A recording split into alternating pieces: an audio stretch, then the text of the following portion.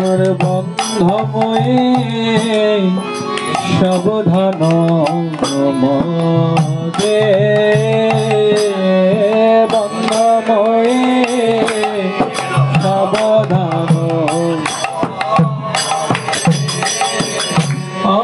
বন্ধময়ে সাবধান মদে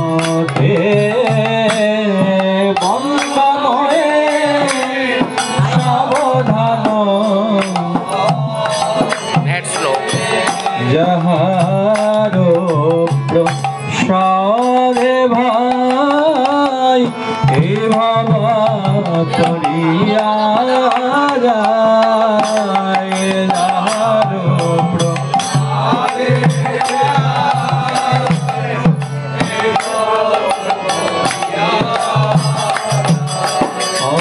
কৃষ্ণ প্রাপতে হয় যাহা হইতে কৃষ্ণ প্রাপ্তে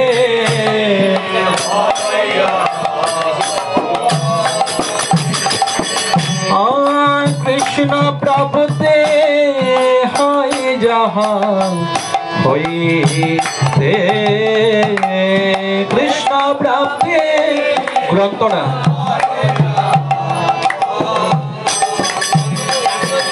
গরুর পদ্মাপক্ষ চিত্তে করিয়া ঐক্য গুরুর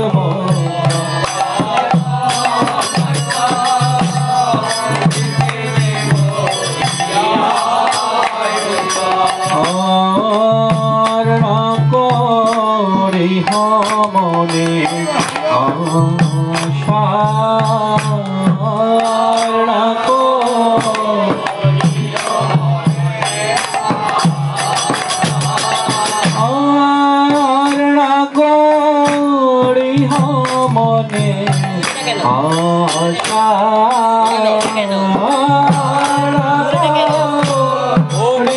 মনে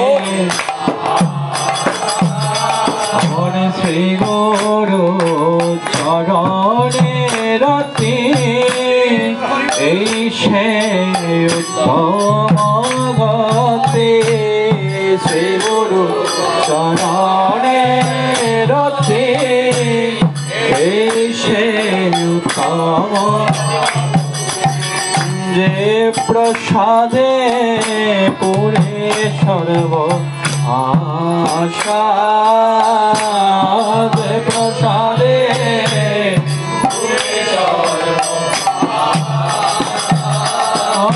যে প্রসাদে পুরে সর্ব আশা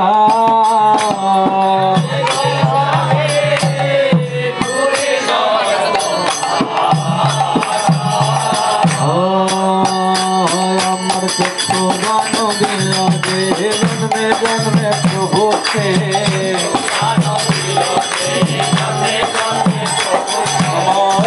चुदान दिला जे जन्मे जन्मे प्रभु से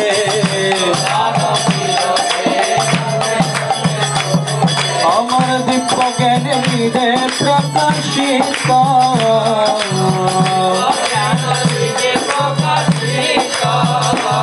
अमर गुरुदेव निधे प्रकाशित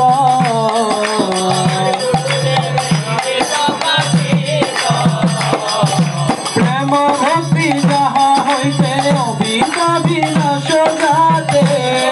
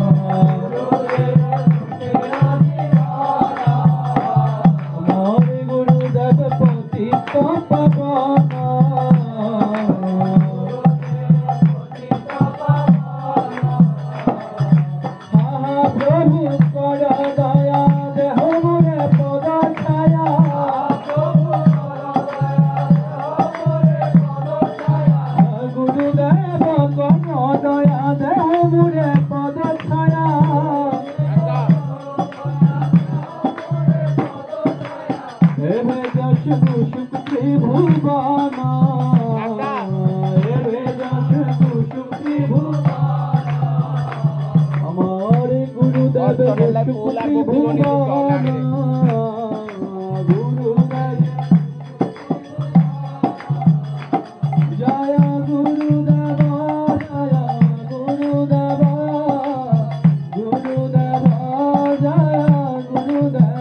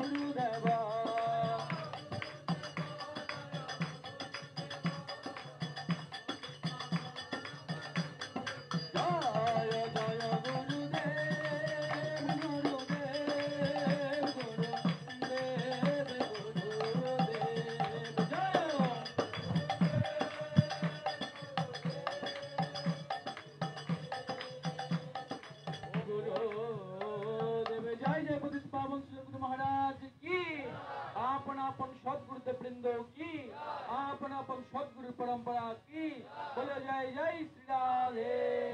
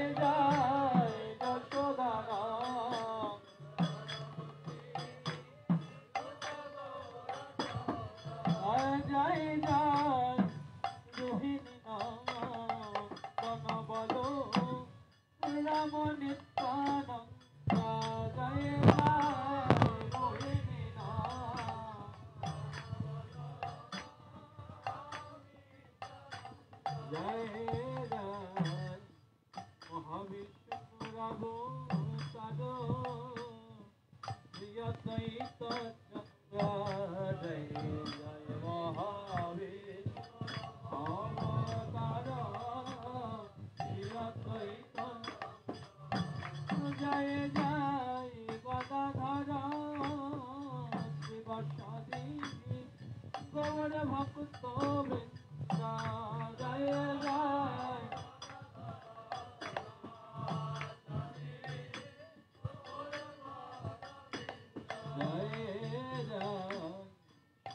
স্বরূপরূপাসনা কন হৃদয় রামানন্দ জয় স্বরূপরূপা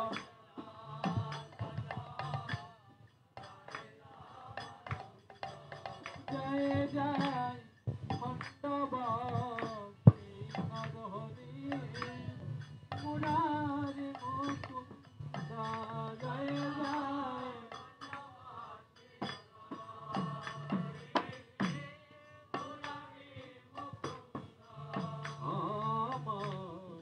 ভগবন্ত খণ্ডন করো ভগবন্ত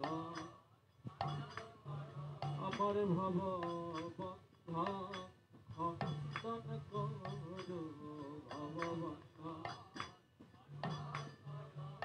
উভে খণ্ডবাসী নর হরি ভগবন্ত খণ্ডন করো খণ্ড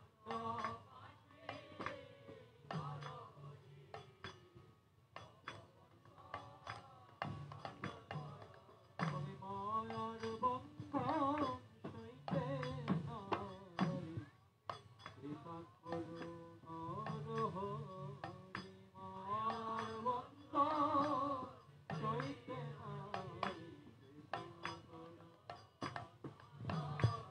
আমি প্রতাপ জ্বালাই গলে গলে কৃপা করো নর হরি প্রতাপ জ্বালাই গলে গলে আমি মায়ার বন্ধন সইতে নারী কৃপা করো নর হরি মায়ার বন্ধন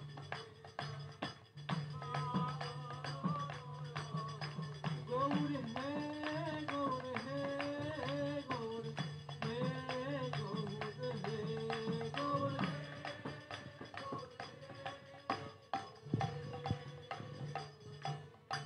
জয় জয় খণ্ডবাসী নর হরি মুরারি মুকুন্দ জয় জয়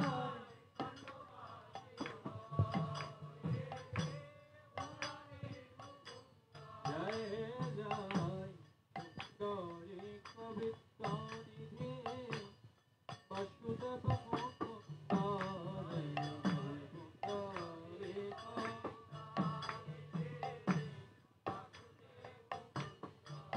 জয় জয় সুতা বন হরিদাস দাস গোবিন্দ সুতা বর হরি জয় জয় পঞ্চপুত্র রাষ্ট্রে ভজে রানী ভবানন্দ পঞ্চপুত্র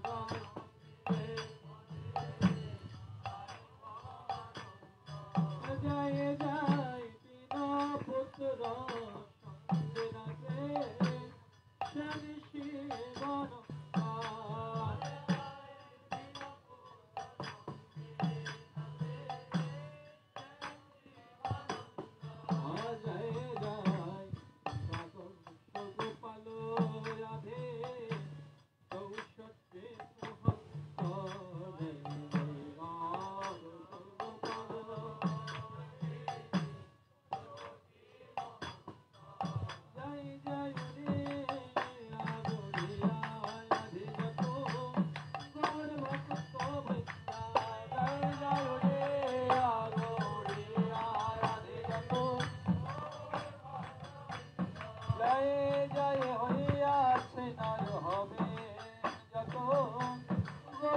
ভক্ত বৃন্দা জয় জয় হইয়াছে নাম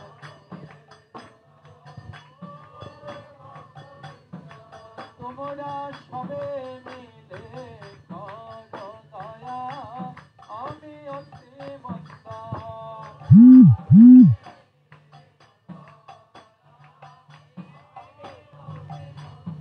অসবে কৃপা করে দাও হে গৌর চরণারবিন্দা সবে কৃপা করে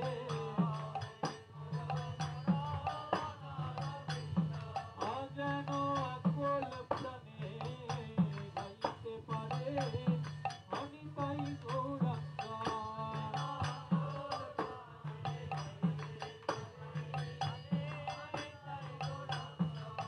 যেন প্রাণ ভরে রাখতে পারে আমি তাই গৌরাঙ্গা যেন প্রাণ ভরে যাইতে পারি হানি তাই গৌরাঙ্গ যাইতে পারি হানি তাই গৌরাঙ্গ যাইতে পারি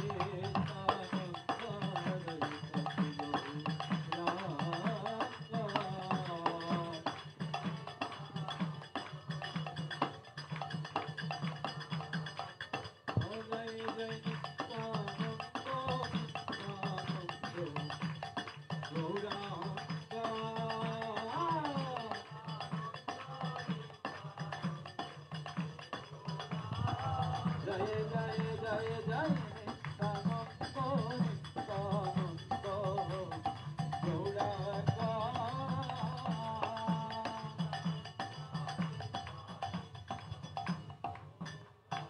গৌরাঙ্গ নিত্যানন্দ শ্রী অদ্বৈত চন্দ্র Gadadhar শ্রীবাসাদি গৌরভক্তবৃন্দ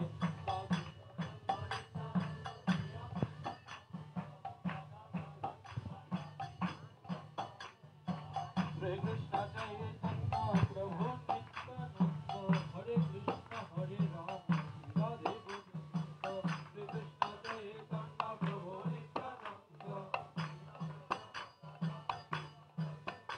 Hare Krishna Krishna Krishna Hare Hare Hare Rama Rama Hare Hare Hare Krishna Hare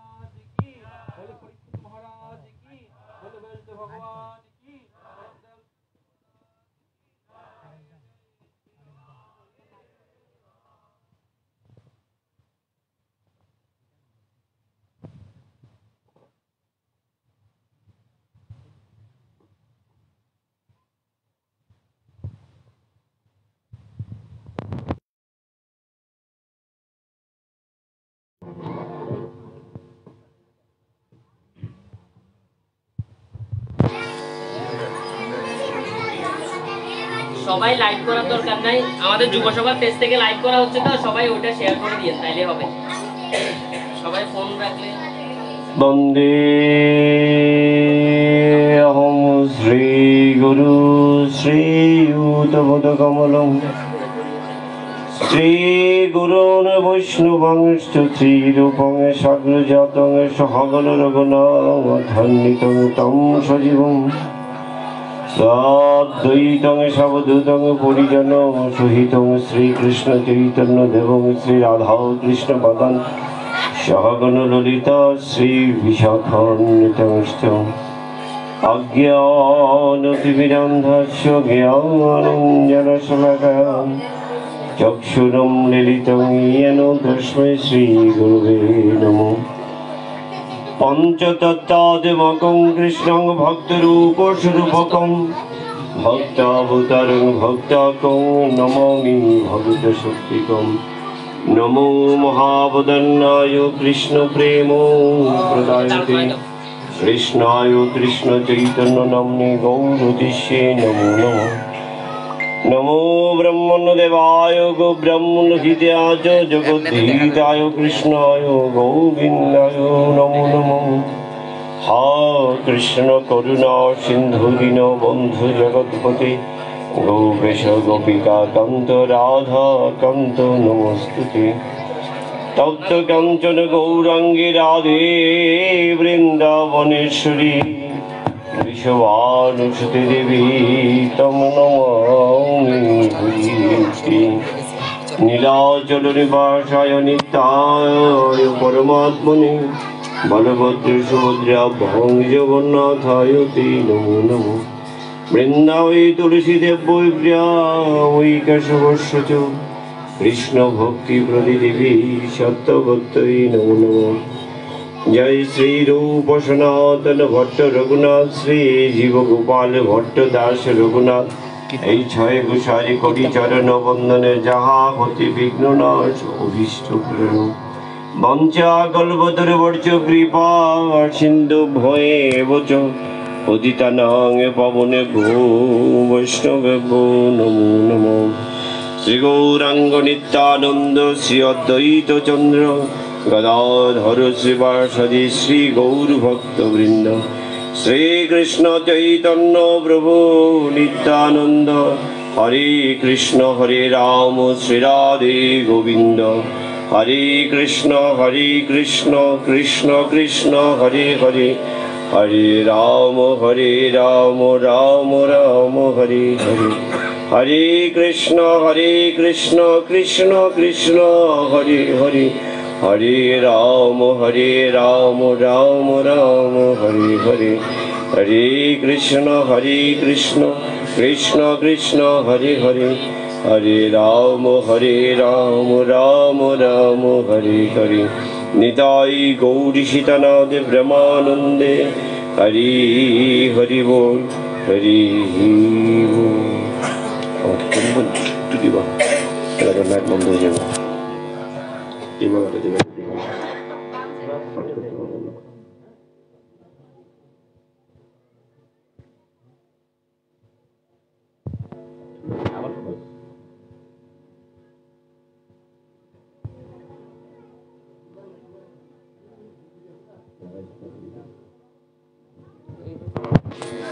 জয় জয় নিতাই গৌর চিত্তনাথ প্রেমানন্দে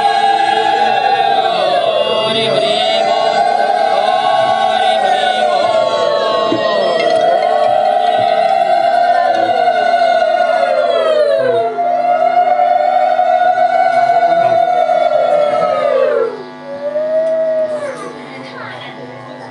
বসে অনেকে চলবে।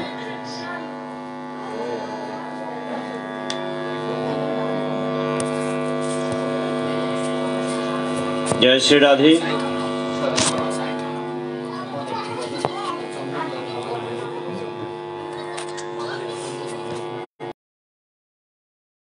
আন্তর্জাতিক হরিভক্তি প্রচারের যুবসভার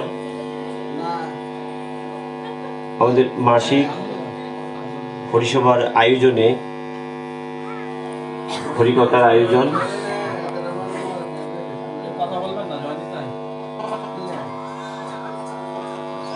আমাদের সংগঠনটির নাম হচ্ছে আন্তর্জাতিক হরিভক্তি প্রচারণী যুব সভা। হরিভক্তি প্রচার করা, নিজে আচরিয়া প্রভু জীবকে শিখায়, নিজে না আচরিলে ধর্ম শিখানো না যায়। কলিযুগ পাবন অবতার শ্রী শ্রী কৃষ্ণ চৈতন্য মহাপ্রভু সেটা নিজেই বলছেন, নিজে আচরিয়া প্রভু। চৈতন্য চরিতামৃতে বলা হয়েছে নিজে আচরণ না করলে অন্যকে শিখানো যায় না। এই জন্য ব্রজেন্দ্রনন্দন শ্রীকৃষ্ণচন্দ্র আজ নদিয়ার নবদ্বীপে শচীগর্ভ সিন্ধু মাঝে অবতীর্ণ হলেন গৌর হরি রূপে। নিজে হরি বলছেন হরি। আওয়াজটা কমানো যায় না?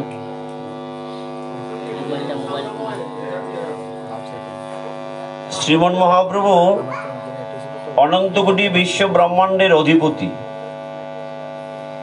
হয়েও জীবের দ্বারে দ্বারে হরি নাম প্রেম বিতরণ করছেন। নিজে ভগবান, তারপরে তার নাম সে করছেন। কেন? নিজে অনেক সত্য, ত্রেতা, দাপর আদি যুগে ভগবান অনেকভাবে দেখছেন যে এই জগৎ জীবকে ভগবত চরণে নিয়ে যাওয়ার অনেক চেষ্টা করেছেন। সত্য, ত্রেতা, দাপর, কলি, চার যুগের চারটা যুগ ধর্ম। সত্যতে ধ্যান, ত্রেতায় যাগযজ্ঞ, দাপরে পূজা অর্চন পদ্ধতি। কিন্তু ভগবান শ্রী গৌরহরি চিন্তা করলেন আমাদের এই জীব যেই জগতে এসে আমরা অবতীর্ণ হয়েছি, এই সত্য, ত্রেতা, দাপর আদি যুগের এই সাধন পদ্ধতি দ্বারা আমরা ভগবত চরণে যাওয়ার সেই সক্ষমতা আমাদের অনেকটাই নেই। এই জন্য আমাদের কথা চিন্তা করে শ্রী গৌরহরি হরি নাম প্রেম বিতরণ করছেন দ্বারে দ্বারে, স্বপার্ষদে। স্বপার্ষদে শ্রীমন মহাপ্রভু দ্বারে দ্বারে নাম কীর্তন বিতরণ করছেন। পৃথিবীতে যত আছে নগর আদি গ্রাম, সর্বত্র প্রচারিত হবে মোর নাম। পৃথিবী অনন্তকোটি ব্রহ্মাণ্ডের মধ্যে, এই ব্রহ্মাণ্ডের মধ্যে পৃথিবী হচ্ছে শ্রেষ্ঠ। যে পৃথিবীর যত নগর গ্রাম আছে সর্বত্র মহাপ্রভুর নাম প্রচারিত হবে। আমরা তার বাস্তবতা দেখতে পাচ্ছি যে পাশ্চাত্য দেশ আদিতে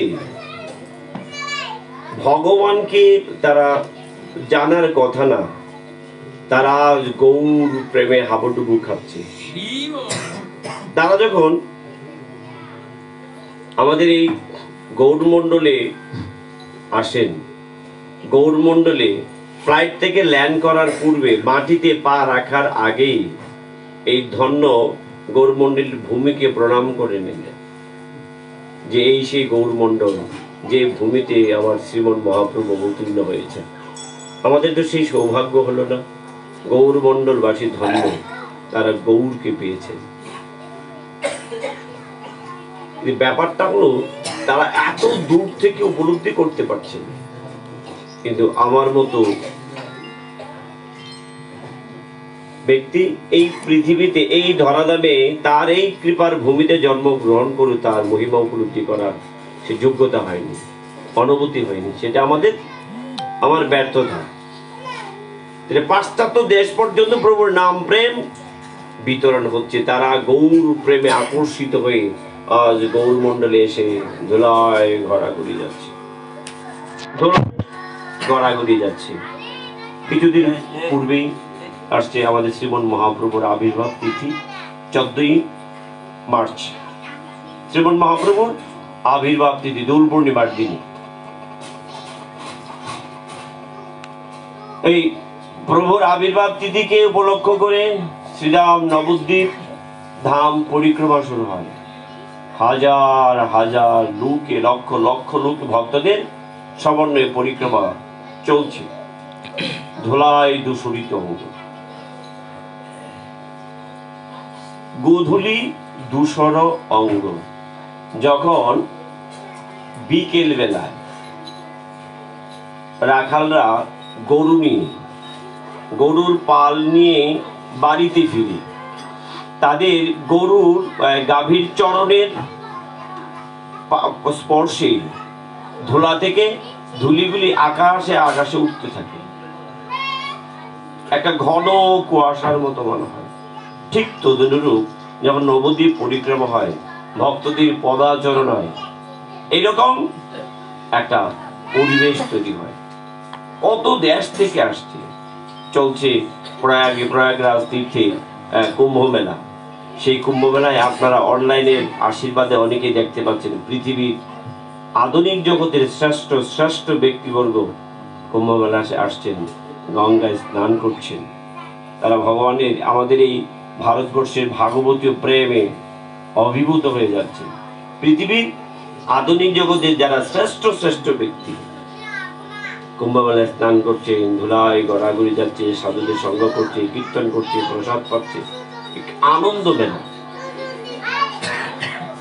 এই শ্রীমৎ মহাপ্রভু তার এই নাম পৃথিবীর সর্বত্র কানায় কানায় তার ভক্তদের মাধ্যমে পৌঁছে দিয়েছেন। পৃথিবীতে আছে যত নগর আদি গ্রাম, আমাদের জন্য সেই হরি নামের ব্যবস্থা। কেন? ভগবান আমাদের আদি ধর্মগ্রন্থ বেদ, আদি ধর্মগ্রন্থ বেদ আমাদের গত বছরের পাঠ্যপুস্তক নবম শ্রেণীর ধর্ম বইয়ে লেখা হয়েছিল আমাদের আদি ধর্মগ্রন্থ ঋগ্বেদ। কথাটা আংশিক সত্য, কারণ আমাদের মূল ধর্মগ্রন্থ বেদ। বেদকে বিভাজন করা হয়েছে 4টা ভাগে। মূল বেদের একটি অংশ হচ্ছে ঋগ্বেদ, কিন্তু মূল ধর্মগ্রন্থ বেদ। আমাদের শিক্ষা ব্যবস্থা এমন তলানিতে এসে পৌঁছেছে, আমাদের সনাতনীদের প্রাতিষ্ঠানিক শিক্ষা তো নেই, এবং পারিবারিক শিক্ষাও প্রায় লুপ্ত। পারিবারিক শিক্ষাও একেবারেই লুপ্ত, প্রাতিষ্ঠানিক শিক্ষা একেবারে বিসর্জিত। যে পাশ্চাত্য দেশ থেকে গৌরমণ্ডলে পা রাখার পূর্বেই তারা ভূমিকে স্পর্শ করে প্রণাম করে, কিন্তু আমাদের সনাতনী শিক্ষায় প্রথমে বলা হয়েছে ঘুম থেকে উঠে ভূমিতে পা রাখার আগেই ভূমি মাতাকে প্রণাম করে পা রাখতে হয়। সেটা আমাদের শাস্ত্রীয় শিক্ষা, কিন্তু সেই শিক্ষা তো আমাদের প্রাতিষ্ঠানিক পর্যায়ে আমাদেরকে দেওয়া হয় না, এবং পারিবারিক পর্যায়েও সেই শিক্ষা আমাদের অনেকটাই ঘাটতি আছে। আমরা অনেকেই জানি না ঘুম থেকে উঠে ভূমিতে পা রাখার আগে ভূমি মাতাকে প্রণাম করতে হয়, অনেকেই জানি না। কিন্তু আমাদের উচিত ঘুম থেকে উঠে ভূমিতে পা রাখার আগে ভূমি মাতাকে প্রণাম করা।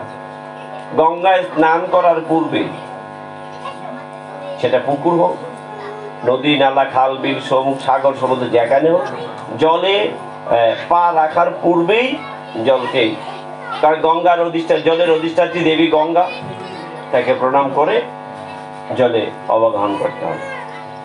সেই প্রাতিষ্ঠানিক পারিবারিক শিক্ষা আমাদের একেবারেই জলাঞ্জলিত। এই জন্য আমরা এত দুঃখ কষ্টে জর্জরিত। যে শ্রীমৎ মহাপ্রভুর নাম পৃথিবীর নগর আদি গ্রামে পৌঁছে গেছে, কিন্তু আমাদের কানে যাচ্ছে না,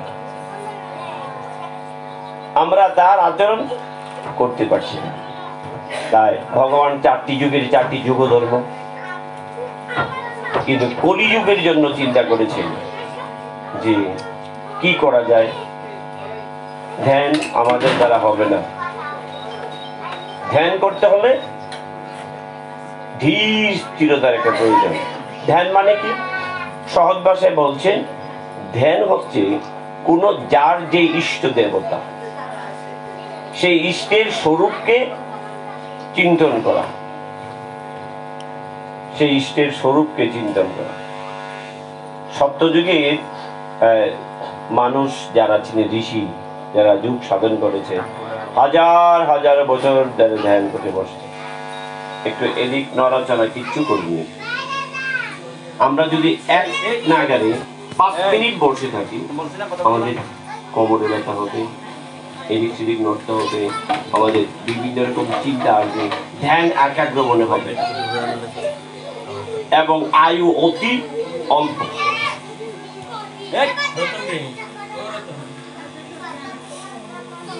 হরিকথা শুনলে হবে না, সিচুয়েশন কন্ট্রোল করো। সত্যযুগে হাজার হাজার বছর মানুষের আয়ু। মোবাইল দূরে রাখো। বাচ্চাগুলি ডিস্টার্ব করছে। এই কলিযুগে পৃথিবীতে আসার একটা ক্রম আছে। বসে যাও। পৃথিবীতে আসার একটা ক্রম আছে। কেমন? আমার আগে আমার বাবা আসছে, বাবার আগে ঠাকুর দাদা আসছে, ঠাকুর দাদার পূর্বে ঠাকুর দাদার বাবা আসছে। কিন্তু এই কলিযুগে পৃথিবী থেকে চলে যাওয়ার কোনো ক্রম নেই। আসার একটা ক্রম আছে, কিন্তু চলে যাওয়ার কোনো ক্রম নেই। বাবার আগেও আমার মৃত্যু হতে পারে, ছেলের মৃত্যু হতে পারে, অথবা ঠাকুর দাদার আগে ছেলে নাতির মৃত্যু হতে পারে, অথবা ভ্রূণ অবস্থায় আমার মৃত্যু হতে পারে। যে কোনো সময় আমাদের মৃত্যু হতে পারে। তাই ধ্যান পদ্ধতিতে ভগবানের সান্নিধ্য লাভ করা দুর্লভ ব্যাপার। ভগবান আমাদের জন্য চিন্তা করছে। যখন ত্রেতায় ধ্যান পদ্ধতির পরিবর্তে ভগবান যাগযজ্ঞের ব্যবস্থা করে, যাদের অর্থশালী সবকিছু দিয়ে ঘটা করে অনুষ্ঠান করে মনকে ভগবানের চরণে ভগবান সেবায় নিয়োজিত রাখা। তারপরে আরেকটু কমে আসলো পূজা অর্চন পদ্ধতি, যাগযজ্ঞ হচ্ছে না। কিন্তু কলিতে এসে চিন্তা করলেন এই তিনটার একটা দ্বারা হবে। কি করা যায়? আমাদের বুদ্ধি অল্প, মন অতীব চঞ্চল, আয়ু অল্প, সব কিছুতে দোষ। আপনি ঘৃত প্রদীপ জ্বালাবেন, যজ্ঞ করবেন, ঘিয়ের মধ্যে ভেজাল। তার দ্রব্য গুণের একটা বিশেষতা রয়েছে, আবশ্যকতা আছে। আপনি ঘি দিয়ে যজ্ঞ করবেন, কিন্তু ঘিয়ের মধ্যে ভেজাল, যজ্ঞ আপনার যথার্থ হবে না। যাকে দিয়ে যজ্ঞ করাবেন তার আহার শুদ্ধি নেই, ইন্দ্রিয় কন্ট্রোলে নেই, আমাকে দিয়ে যজ্ঞ করানো যাবে না। যিনি যজ্ঞ কর্তা তার অর্থটা যথার্থ আছে কিনা চিন্তা করতে হবে।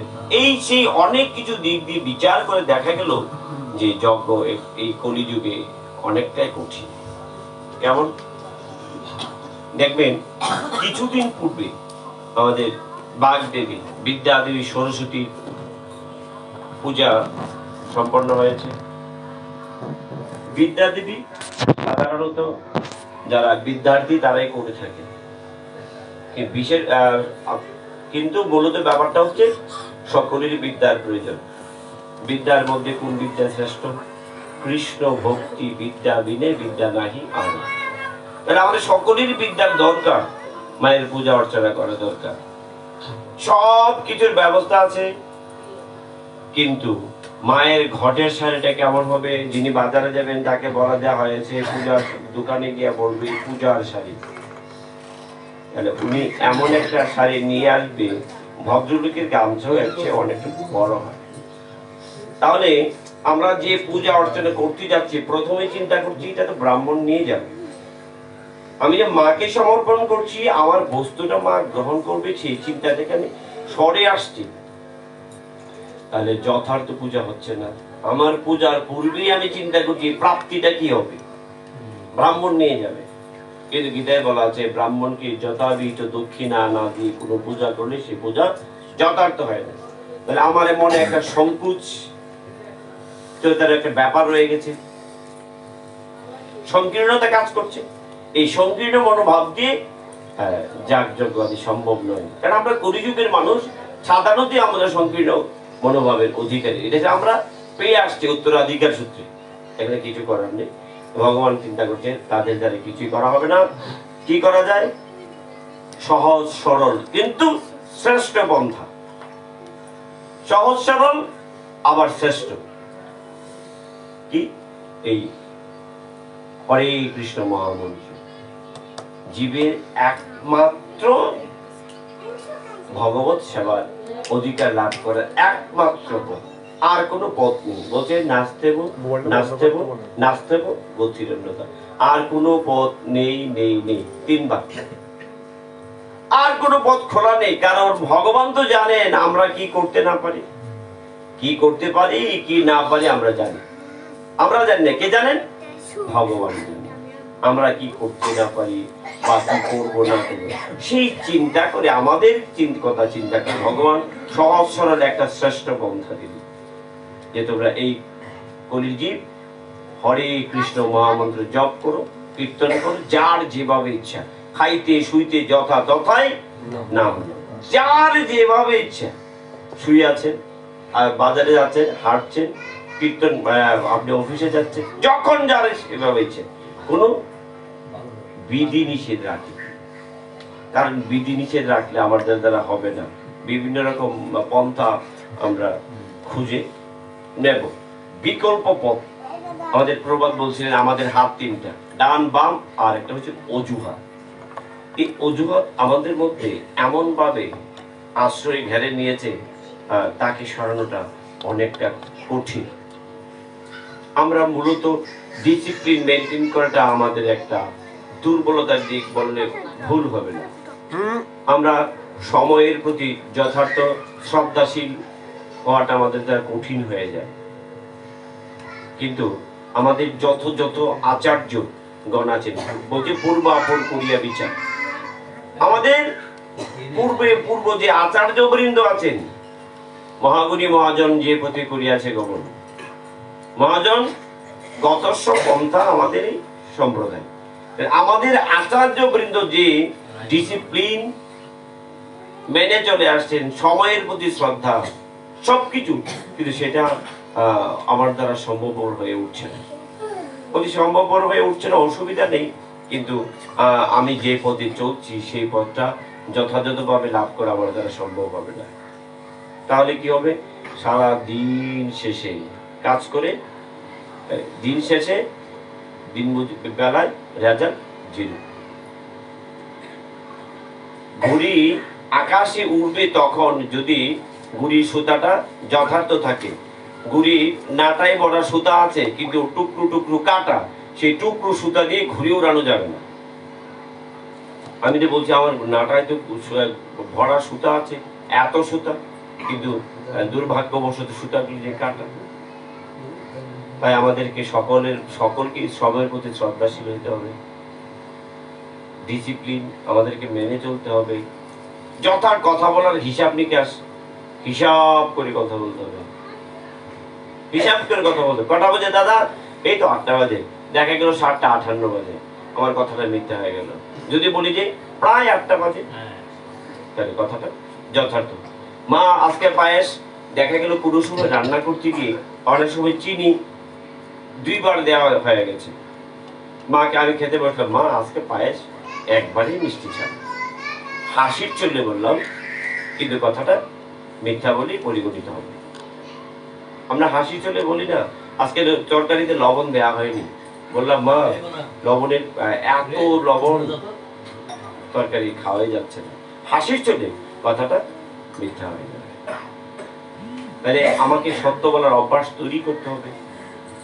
খুব সূক্ষ্ম বিষয়, ছোটখাটো, কিন্তু এই বিষয়গুলি যদি আমরা এই কমপ্লিট করে না যেতে পারি, যথার্থ পথে আমরা অগ্রসর হতে পারবো না। আমাদের সমাজে বেশিরভাগ দেখা যায় বলছে নববিধা ভক্তি, বলছে আমরা বিধি ভক্তকে বিধি মার্গ আমাদের প্রয়োজন নেই, নববিধা ভক্তিকে যাজন রাগ মার্গে ভজন যাজন করে, নববিধা ভক্তিকে অ্যাভয়েড করে নয়। নববিধা ভক্তি বিধি মার্গ অ্যাভয়েড করে রাগ ভক্তি যাজন করার কোনো সুযোগ নেই, লাভ দিয়ে যাওয়া যাবে না, সিঁড়ির প্রয়োজন। এটা হচ্ছে ইমোশন। তাই ভগবান সব কিছু চিন্তা করে আমাদের জন্য ব্যবস্থা করলেন হরে কৃষ্ণ মহামন্ত্র, সহজ সরল শ্রেষ্ঠ পন্থা, জগজ্জীব তোমরা সে নাম করো, এবং ভগবান নিজে আচরণ করে সে শিক্ষা দিয়েছেন, নিজে আচরণ করছেন, তারপর আমাদেরকে শিক্ষা দিচ্ছেন। তার তো আচরণ করার কোনো প্রয়োজন ছিল না। তাহলে আমরা এই পথে কিভাবে চলবো? শ্রীমদ্ ভগবদ গীতায় অর্জুন কৃষ্ণকে বলছে, চঞ্চলং হি মনোকৃষ্ণ প্রমাতি বলব ধীরং তস্যাহং নিগ্রহং মন্যে বায়ুরিব সুদুষ্করম। হে কৃষ্ণ, মন অত্যন্ত চঞ্চল। অর্জুন বলছে, ইন্দ্রিয় বিক্ষোভকারী, ধীর এবং জেদি এবং বলবান। আমি তাকে নিরোধ করা বায়ুকে আবদ্ধ রাখার মধ্যে দুষ্কর বলে মনে করি। অর্জুন বলছে মন সতত চঞ্চল। কৃষ্ণ, আমি তো সেই মনকে নিয়ন্ত্রণ করা সতত চেষ্টা করছি। কিরকম? আপনি একটা মোমবাতি জ্বালবেন, মোমবাতি যখন জ্বলবে, মোমবাতির শিখাটা স্থির ভাবে কতক্ষণ রাখতে পারবেন? ফ্যান বন্ধ করলেন, কোথাও যেন বাতাস না আসে। আগেকার দিনে হারিকেন ছিল, হারিকেনের মধ্যে বাতাস ঢুকলেই প্রতিবেশী কাটা এলোমেলো নড়ত। যতক্ষণ পর্যন্ত বাতাস তাকে স্পর্শ করতে পারবে না, প্রতিবেশী কাটা ঠিক থাকবে। কৃষ্ণ অর্জুনকে বলছে, আমার মনটা সততই চঞ্চল, সুযোগ পেলেই এদিক দিক চলে যেতে চাই। আমি প্রতিবেশিকার মতো স্থির রাখতে চাই, কিন্তু অনেক কঠিন হয়ে যাচ্ছে, করব কি কৃষ্ণ? তখন কৃষ্ণ বলছে, শ্রী ভগবান উবাচ অসংশয়ং মহাবাহু মনু দুর্নিগ্রহং চলম অভ্যাসেন তু কুন্তেয় বৈরাগ্যেন চ বীর্যত। বলছে, ভগবান বললেন, হে মহাবাহু, এই মন অত্যন্ত চঞ্চল, সেটা আমিও জানি। একে নিরোধ করাও অত্যন্ত কঠিন। বলছে অতীব কঠিন, কিন্তু ভগবান বলেননি যে তাকে নিরোধ করা যায় না, বলছেন কঠিন। তোমার এই কথাটি একেবারে সত্য, কিন্তু হে কুন্তেয়, অভ্যাস ও বৈরাগ্যের দ্বারা একে বশ করা যায়। অর্জুন, তুমি বলছো অতীব কঠিন, তুমি নিজেই তোমার প্রশ্নের মধ্যে উত্তর নিহিত আছে। তুমি বলছো অতীব কঠিন, কিন্তু অসম্ভব তো নয়, সম্ভব। কিসের দ্বারা সম্ভব? অভ্যাস এবং বৈরাগ্য।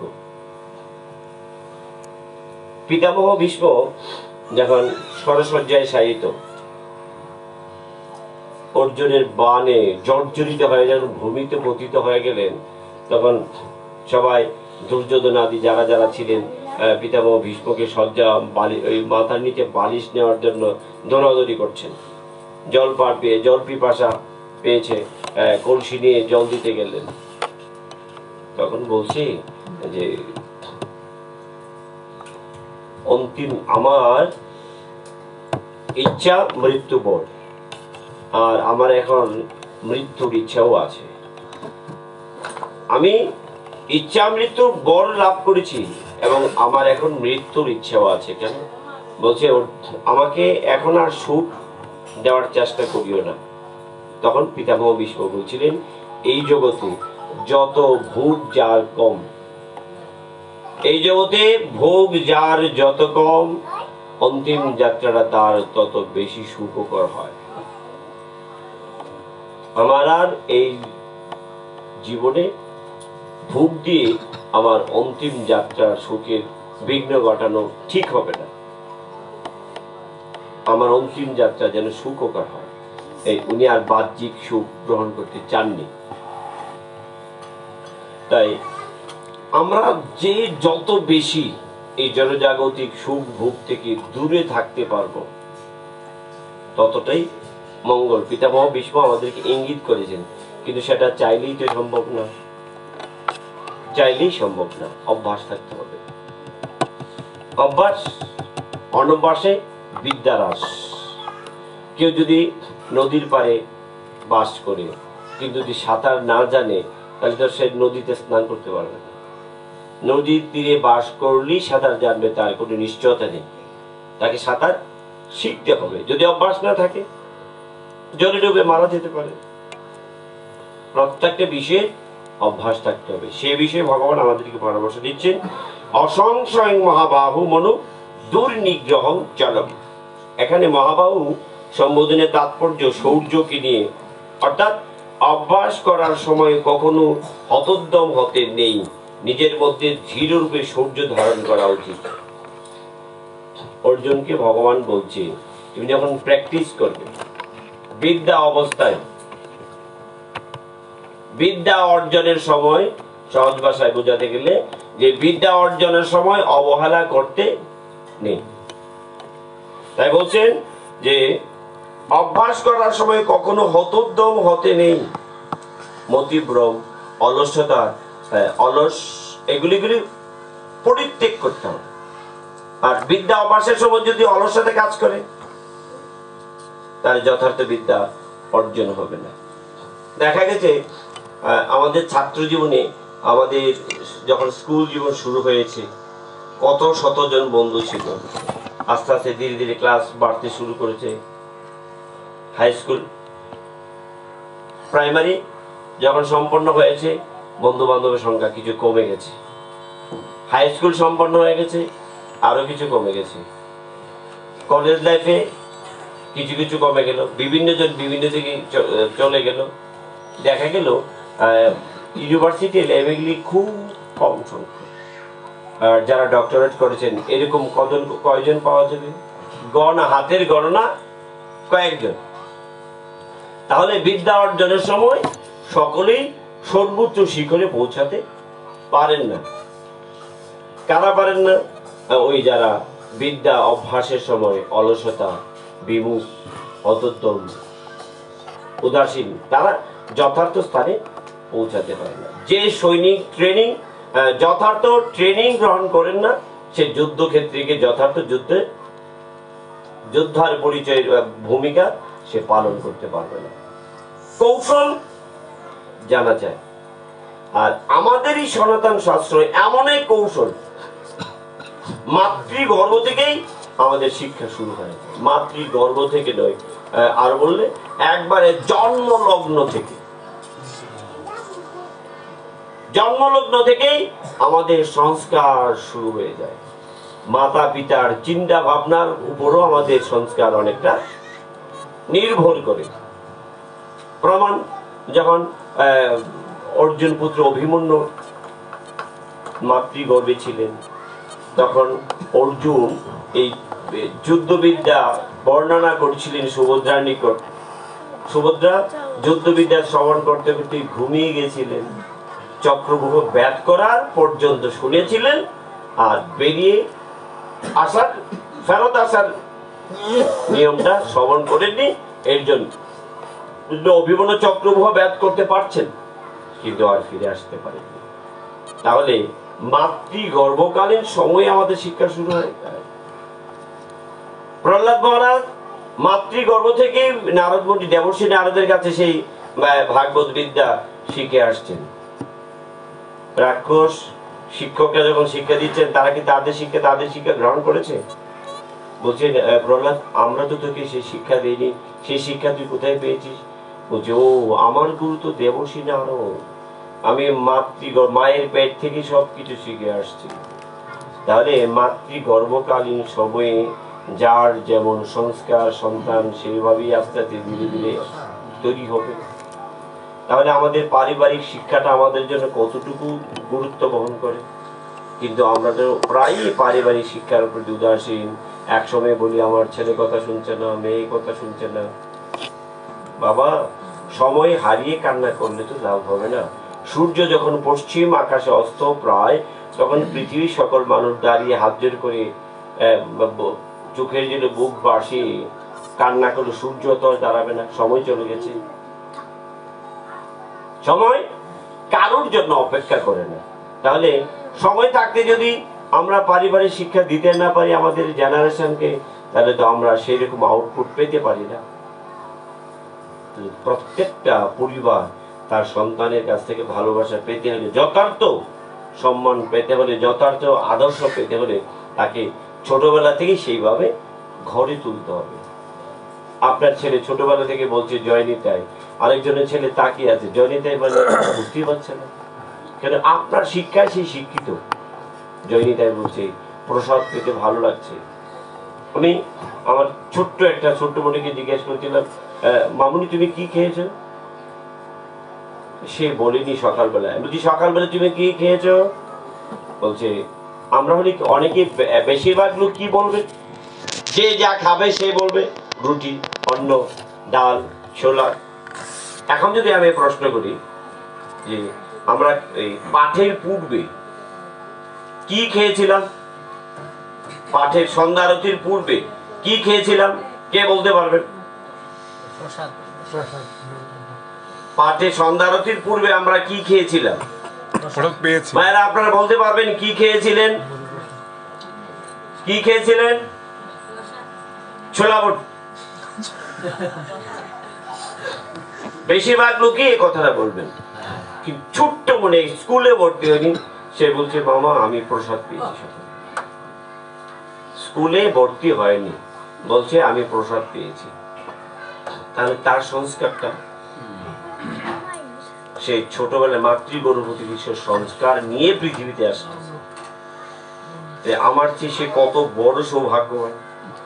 তাই পারিবারিক শিক্ষা আমাদেরকে অনেক গুরুত্ব বহন করে।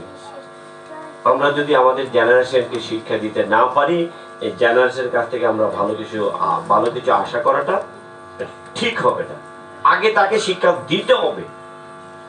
আপনি গাছ লাগাবেন তো, ফসল রোপণ করবেন, চাষ করবেন, যত্ন করবেন, তারপরে চিন্তা করবেন ভালো ফল পাবেন কিনা। গাছ লাগিয়ে কোনোদিন জল দিলেন না, আগাছা পরিষ্কার করলেন না, কীট পতঙ্গ দমন করলেন না, আপনি ভালো ফলের আশা করতে পারেন কি? ঠিক প্রত্যেকটা বিষয় ওতপ্রোত আমাদের জীবনের সাথে জড়িত। তাই বলছে যে অভ্যাস করার সময় কখনো অস্থিরতা, অলসতা যেন আমাদের কাজ না করে। ভগবান অর্জুনকে বলছেন, কেন বলছেন? অর্জুন বলছে আমার এই আত্মীয় স্বজন বধ করে কোনো লাভ নেই। আমি কার জন্য যুদ্ধ করব? যাদের জন্য এখন আমার বাবা বলবে আমার ছেলে মারা গেছে, আমার ছেলে মারা যাবে, আমি কেন এই পথে জানি আমার ছেলে মারা যাবে, আমার এত সম্পত্তি কার জন্য? আমার ছেলের জন্য। ছেলে যদি না থাকে আমি সম্পত্তি দিয়ে কি করবো? বলাটা স্বাভাবিক। অর্জুন বলছে আমি যাদের জন্য পৃথিবী এই অর্জন করবো তারাই আমার বিপক্ষে যুদ্ধ করতে আসছে, আমি কেন যুদ্ধ করব? তখন ভগবান কৃষ্ণ তাকে বারবার বলছে যে কৃষ্ণ তুমি যে যুদ্ধ করতে আসছো সে সম্পত্তির জন্য নয়, ধর্মযুদ্ধ। ধর্মকে রক্ষা করার জন্য তোমার যুদ্ধ করা উচিত। এই যে করা উচিত, ধর্মের পক্ষে কাজ করা উচিত, সেই শিক্ষাটা দিতে গিয়ে ভগবান 18টি অধ্যায় প্রণয়ন করলেন। 18টা অধ্যায়ে এই কুরুক্ষেত্রের রণভূমিতে ভগবান শ্রীকৃষ্ণ সেই শিক্ষাই দিচ্ছেন, মনোবলটাকে তৈরি করছে। যুদ্ধক্ষেত্রে যাওয়ার আগে তো মনোবল তৈরি করা উচিত। প্রশিক্ষণ যদি না থাকে যে তোমার কি করা উচিত, কর্তব্য কি করা উচিত, কি করা উচিত আগে জানো, আগে বুঝো। অনেকে দেখবেন আপনি ডাকবেন, একা কোনো কথা বলছেন, সে না বুঝে না শুনেই না বুঝেই দৌড় দিল কাজ করার জন্য। কি বললো কি বললো, তাইলে মানে কি আমাকে কে কি বলছে আমাকে আগে ভালো করে শুনতে হবে, তারপরে কাজ করার জন্য চেষ্টা করতে হবে। আমরা যখন পরীক্ষায় অংশগ্রহণ করেছি, আগে আমাদের গার্ডিয়ান অথবা টিচার আমাদেরকে বলতেন যে আগে ভালো করে প্রশ্নপত্র পড়বে, প্রশ্নপত্রটা আগে ভালো করে পড়বে, তারপরে উত্তর লিখবে। আমরা যদি প্রশ্নপত্র না বুঝতে পারি লিখবো কখন? আমাদেরকে আগে প্রশ্নপত্র বুঝতে হবে। তাই ভগবান অর্জুনের মনোবৃত্তিকে তৈরি করার জন্য সেই শিক্ষা প্রদান করে যাচ্ছে। অর্জুন প্রথমে বলছেন চাঞ্চল্যের জন্য মনকে নিরোধ করা অত্যন্ত কঠিন। অর্জুনও কিন্তু কঠিন বলছে, কিন্তু অসম্ভব বলেন। তাতে ভগবান বললেন তোমার কথা একেবারে ঠিক, এতে কোনো সংশয় নেই, কারণ মন অত্যন্ত চঞ্চল, একে নিরোধ করা অতীব কঠিন। অভ্যাস এন তু কুন্তেয় বৈরাগ্যেন চ গৃহতে। অর্জুনের মাতা কুন্তী অত্যন্ত বিবেক বোধ সম্পন্না তথা সংসার বিরাগী নারী ছিলেন।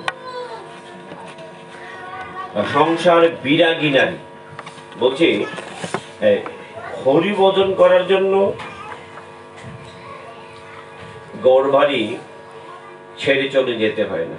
কেউ যদি মনে করে আমি গৃহে বসে হরিভজন করব, যদি তার দ্বারা বা তিনি সামর্থ্যবান মনে করেন, তাহলে গৃহে বসেই হরিভজন করা সম্ভব। প্রমাণ দিলেন অর্জুনকে, হে কুন্তে বলছে কৃষ্ণ। কুন্তে কেন বলছেন? বলছে তুমি কুন্তির পুত্র। এই কথার দ্বারা কুন্তী কি কি গুণের অধিকারী ছিলেন সেই কথাটা অর্জুনকে ভগবান মনে করিয়ে দিচ্ছেন। হে কুন্তেয়, তোমার মাতা কুন্তী, তুমি কুন্তির সন্তান। কুন্তী কি গুণের অধিকারী ছিলেন? উনি সংসারে ছিলেন, কিন্তু সংসারের প্রতি উনার আসক্তি ছিল না। সংসারের প্রতি ওনার কোনো আসক্তি ছিল না। তাহলে সংসারে থেকেও ভজন করা যায়, আসক্তি রহিত। উনি সংসারে থেকেও সংসারের প্রতি বিরাগী ছিলেন, ওনার কোনো বাসনা ছিল না। কেমন পদ্মপাতা জলে থাকে, কিন্তু পদ্মপাতার উপরে জল রাখলে জল স্থির হয়ে দাঁড়ায় না, চলে যায়। পদ্মপত্রে যেমন জল স্থির হয় না, ঠিক সংসারে থেকেও যদি সংসারের প্রতি অনাসক্ত হয়ে গৌর গোবিন্দ চরণে নিজেকে সমর্পণ করা যায়, তাহলে সংসারে থেকেও ভজন করা সম্ভব, যদি উনি সামর্থ্যবান মনে করেন। বলছে তোমার মাতা কুন্তী দেবী, উনি বিরাগী ছিলেন, সংসার বিরাগী নারী।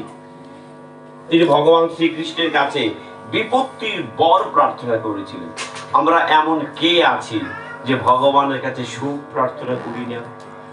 খুব কম, নেই বলা যাবে না। অনেক মহাপুরুষ আছেন ভগবানের কাছে সুখ প্রার্থনা করেন না, কিন্তু আমরা বেশিরভাগই ভগবানের কাছে সুখ প্রার্থনা করি। হ্যাঁ, বিশেষ করে মায়েরা, হায় উতাস, আমার ছেলে সাধু, স্বামী সাধু, আমি প্রসাদ বুঝি, আমি এত কীর্তন করি, সব পূজা, যত পূজা আছে 365 12 মাসে সব পূজা করি, কিন্তু আমার কেন এত দুঃখ দুর্দশা? হায় হতাশ। কিন্তু কুন্তী বলছে, প্রভু দুঃখ যেন আমাকে ছেড়ে না যায়। এমন মাতা কজন আছে পৃথিবীতে? বলছে দুঃখ যেন আমাকে ছেড়ে না যায়। কেন বলছে? বলছি দুঃখ যদি আমাকে ছেড়ে চলে যায়, তাহলে তোমার নাম যদি আমার মনে না থাকে। আনন্দের মধ্যে কিন্তু ভগবানকে খুব কম সংখ্যক ব্যক্তি মনে রাখেন। যারা মনে রাখেন তারা মহাপুরুষ, যারা মনে রাখেন তারা মহাপুরুষ। দেখবেন আমরা অনেকেই মেয়ের বাড়িতে বেড়াতে যাব, ঘরে তো ঠাকুর সেবা আছে, কি করব? ঘরে ঠাকুর সেবা আছে, তখন একটা বিকল্প চিন্তা, বিকল্প পথ খুঁজে নি। আজকে অনেক কাজে ব্যস্ত, কি করা হয়? আজকে ঠাকুরের জন্য একটু চিরা কলা বাতাসা দিয়ে ঠাকুরের ভোগটা হয়ে যাবে। বছরে একদিন কি আর করা, ঠাকুর তো আর কিছু বলবে না। আমরা অন্যদিকে সময় ব্যয় করছি। আজকে বিয়ে বাড়ি, অনেক ব্যস্ত, কে করবে এত কাজ? আচ্ছা ঠিক আছে, পূর্ণতে আজকে ঠাকুরকে একটু খিচুড়ি অথবা যা পারো একটু চাল আর এই চিরা খলা খই দিয়ে দাও। ওইখানে আমাদের সংকীর্ণতা কাজ করে। আনন্দে, এই জাগতিক আনন্দে আমাদের মন ভরপুর, ভগবত চিন্তা থেকে আমাদের মন সরে আসছে। এই সব কথা চিন্তা করি কুন্তী বলছে, প্রভু দুঃখ যেন আমাকে ছেড়ে না যায়। কেন বলছে? যেদিন আমাদের রাজ্য ছিল না, দুঃখ ছিল, তুমি আমাদের পাশে ছিলে, তুমি আমাদের পাশে ছিলে। আজ আমাদের ছেলেরা স্বতন্ত্র হয়েছে, রাজ্য ফিরে পেয়েছে, কিন্তু তুমি তো চলে যাচ্ছ, তুমি তো চলে যাচ্ছ। সংখ্যার বাম পাশে যদি শূন্য বসানো হয়, সেই শূন্যের কোনো দাম নেই। আর যদি শুধু শূন্যই বসানো হয়, তাই সেই শূন্যের কোনো ভ্যালুই নেই। সব আছে কিন্তু তুমি নেই, তার জগৎটা শূন্য। এতদিন কিছুই ছিল না, তুমি ছিল, তার সবকিছু ছিল এবং পাওয়ার সম্ভাবনা আমাদের নিশ্চিত ছিল। এখন যা হয়েছে, এখন তুমি চলে যাচ্ছ, তাহলে কি আস্তে আস্তে কমতে শুরু করবে। আপনি ঘরে জমানো টাকা রেখেছেন, উপার্জন বন্ধ করে দিয়েছেন, এখন কি করবেন? আপনার 100 কোটি টাকা ঘরে আছে, উপার্জন বন্ধ। এখন এই 100 কোটি টাকা থেকে দিন দিন কমতে থাকবে, কোন একদিন হলো তো সেটা শেষ হবে। কিন্তু উপার্জন যদি তার নিত্য প্রতিনিয়ত চলতে থাকে, তা কিন্তু শূন্যের কোটায় আসবে না। আর আপনার যতই জমানো টাকা থাক, বন্ধ হলে শূন্যের কোটায় চলে আসবে। বলছে প্রভু এখন তো উপার্জন বন্ধ। যারা আমরা স্বর্গে যেতে চাই, স্বর্গে গেলে ব্যাংক ডিপোজিট নিয়ে, যেমন ব্যাংক ডিপোজিট যার যত বেশি বেশি পাবেন, এই সেই পুণ্যের ডিপোজিট নিয়ে কেউ স্বর্গে গেলেন।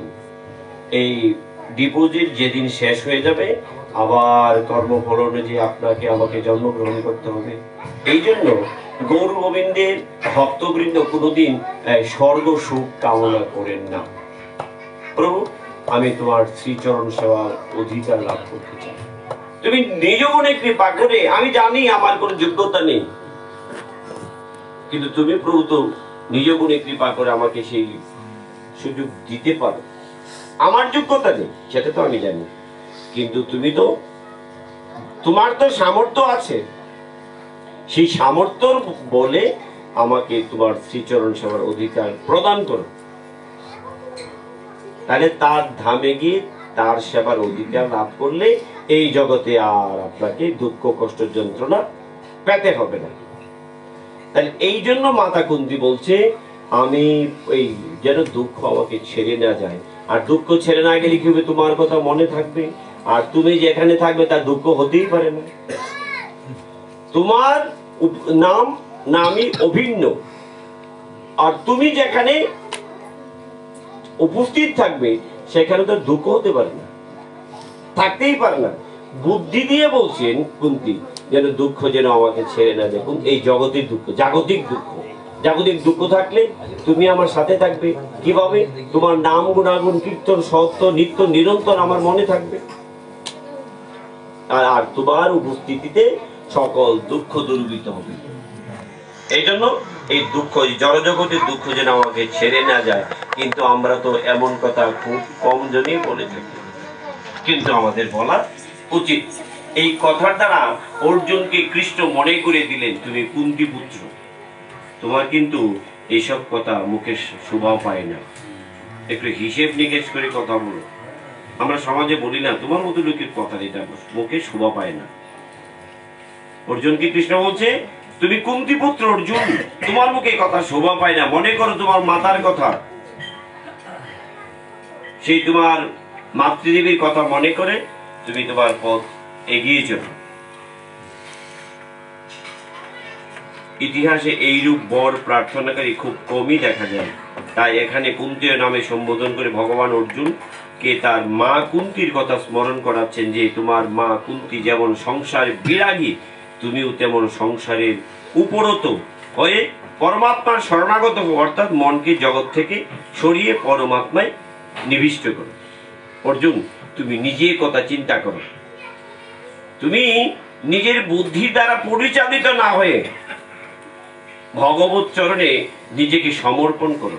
তুমি এখন মনে করছো তুমি করবে, তুমি করছো, তুমি করতে পারো না, এটা চিন্তা করিও না। তুমি সব কর্তৃত্ব ছেড়ে দিয়ে নিজেকে আমার চরণে সমর্পণ করে সারেন্ডার করো, তাহলে তোমাকে আর কোনো চিন্তা করতে হবে না।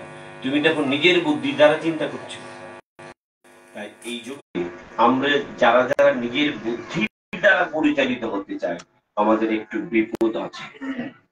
যারা যারা নিজের বুদ্ধির দ্বারা, আমাদের ভজনটাই হচ্ছে আনুগত্যশীল, গুরু বৈষ্ণব আনুগত্য। গুরুদেব আমাকে কি বলছেন, গুরুদেব আমাকে কি করতে বলছেন, বৈষ্ণববৃন্দ আমাকে কোন পথে অনুসরণ করতে পরামর্শ দিচ্ছেন, শাস্ত্র আচার্য বৃন্দ আমাদের কোন পথে পরিচালিত হতে পরামর্শ দিচ্ছেন, সেই পথে আমাদেরকে এগিয়ে চলা উচিত। কিন্তু গুরু বৈষ্ণব আনুগত্য যদি আমরা ছেড়ে দিই কেমন হবে? আনুগত্য ছেড়ে দিলে মহাজন বলছেন, আমাদের চট্টগ্রাম তো পাহাড়ি অঞ্চল, মাঝে মধ্যে বন্য হাতি ফসলের জমিতে নেমে আসে না, ফসলের ভূমিতে মাঝে মধ্যে হাতি নেমে আসে। আমাদের মেদস্থানে অঞ্চলে মাঝে মধ্যে হাতি চলে আসে। কেন চলে আসে? তাদের প্রয়োজনে আসে। যখন বন্য হাতি বনে থাকে তখন কিন্তু হাতিকে সকলে ভয় পায়। দল বেঁধে চলছে হাতি, হাতিকে দেখলে আমি আপনি সরে যাব না, কিন্তু ফসল খেতে এসে যদি কোনো একটা হাতির দল চ্যুত হয়ে যায় তখন কি করে গ্রামবাসী সকলে মিলে এই হাতিটাকে ধরে আটকে ফেলে, মৃত্যুর মুখে পতিত হয়।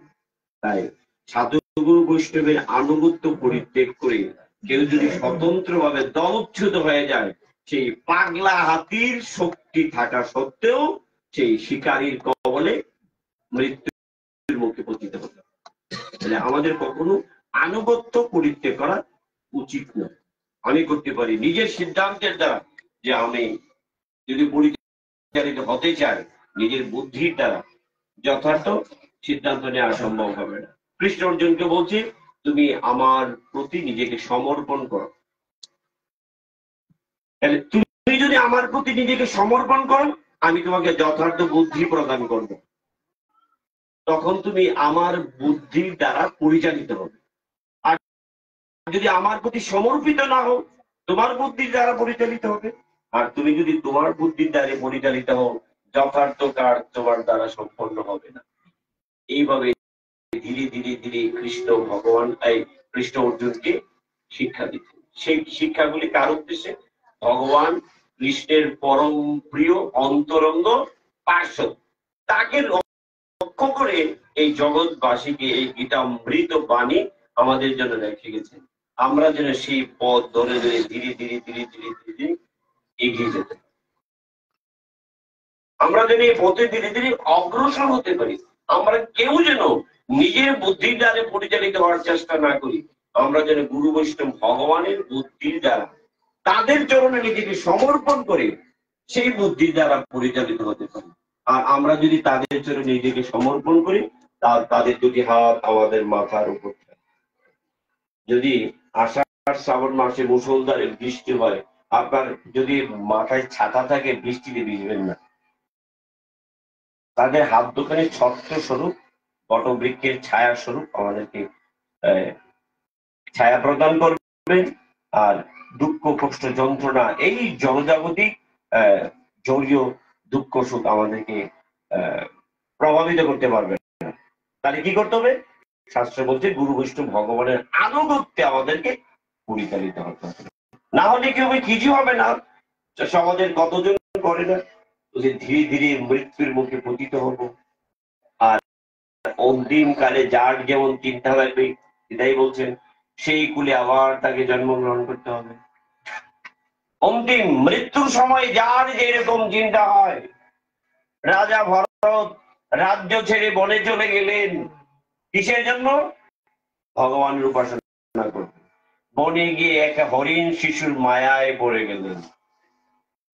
যে ভরত রাজ্য ছেড়ে বনে চলে গেলেন ভজন করবেন, একটা হরিণ শিশুর মায়ায় পড়ে পরবর্তী সব জীবনে আবার হরিণ কুলে জন্মগ্রহণ করতে।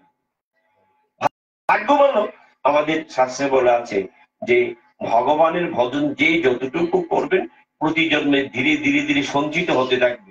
এই জন্মে যা করে গেলেন পরবর্তী জন্মে তা থেকেই শুরু হবে। এই জন্য দেখবেন কোন মায়ের সন্তান জন্ম ছোটবেলা থেকেই মন্দিরে যায়, মা বাবার কথা শুনে, মা বাবার প্রতি শ্রদ্ধা করে, গুরুজনকে প্রণাম করে শ্রদ্ধা করে। আর একটা দেখবেন জন্ম থেকে টেরা, এটা তার পূর্বজন্মের সংস্কার, পূর্বজন্মের সংস্কার। পুত্র অনেক রকম হয়, সন্তান অনেক রকম হয়, শত্রুপুত্র হতে পারে, মিত্রপুত্র হতে পারে, উদাসীন হতে পারে। উদাসীন ছোটবেলা থেকে সে ভগবানের সাধন ভোজনে এইসব কাজে ব্যস্ত থাকবে। দেখেন কোন একটা সন্তান ছোটবেলা থেকে ফুল গাছে জল দেবে, তুলসী তুলবে, তুলসী গাছে জল দেবে, আর একটাকে আমার দ্বারা হবে না। এক মায়ের সন্তান অনেক রকম হয়, যার যার সংস্কার অনুযায়ী সে পৃথিবীতে জন্মগ্রহণ করে। তাই রাজা ভরত হরিণকুলে জন্ম নিলেও তার পূর্বজন্মের সুকৃতির প্রভাবে সেই স্থিতি শক্তিটা ঠিক ছিল। এই যে এখানে এই জন্য কি করতেন, যেখানে যেখানে ভগবানের নাম গুণাগুণ কীর্তন ভগবত সম্বন্ধে আলোচনা হতো, প্রসঙ্গ চলতো, উনিকে মন দিয়ে শুনতেন।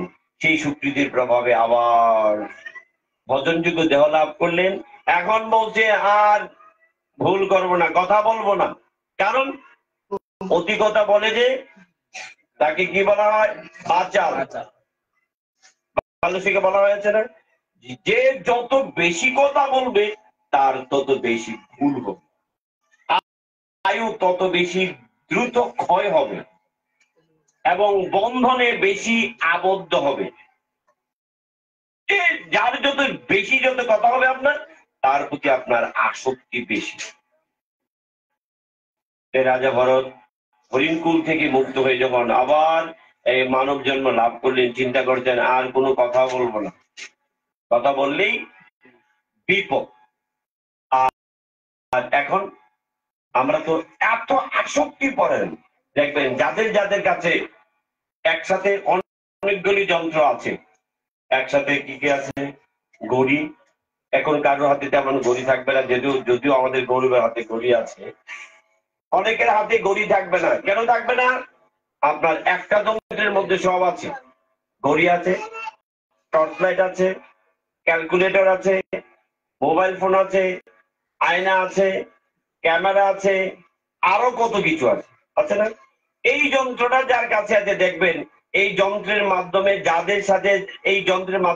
যার সাথে যোগাযোগ বেশি, তার প্রতি আমরা বেশি আসক্তি করা, তার প্রতি বেশি আসক্তি করেন। তাই কথা যত কম বলা যায়। এই জন্য সাধুরা, অনেক সাধুরাই দেখবেন মৌন ব্রত পালন করে, কথা বলেন না, নাকি ব্রতের দিন মৌন ব্রত পালন করে অভ্যাস করেন।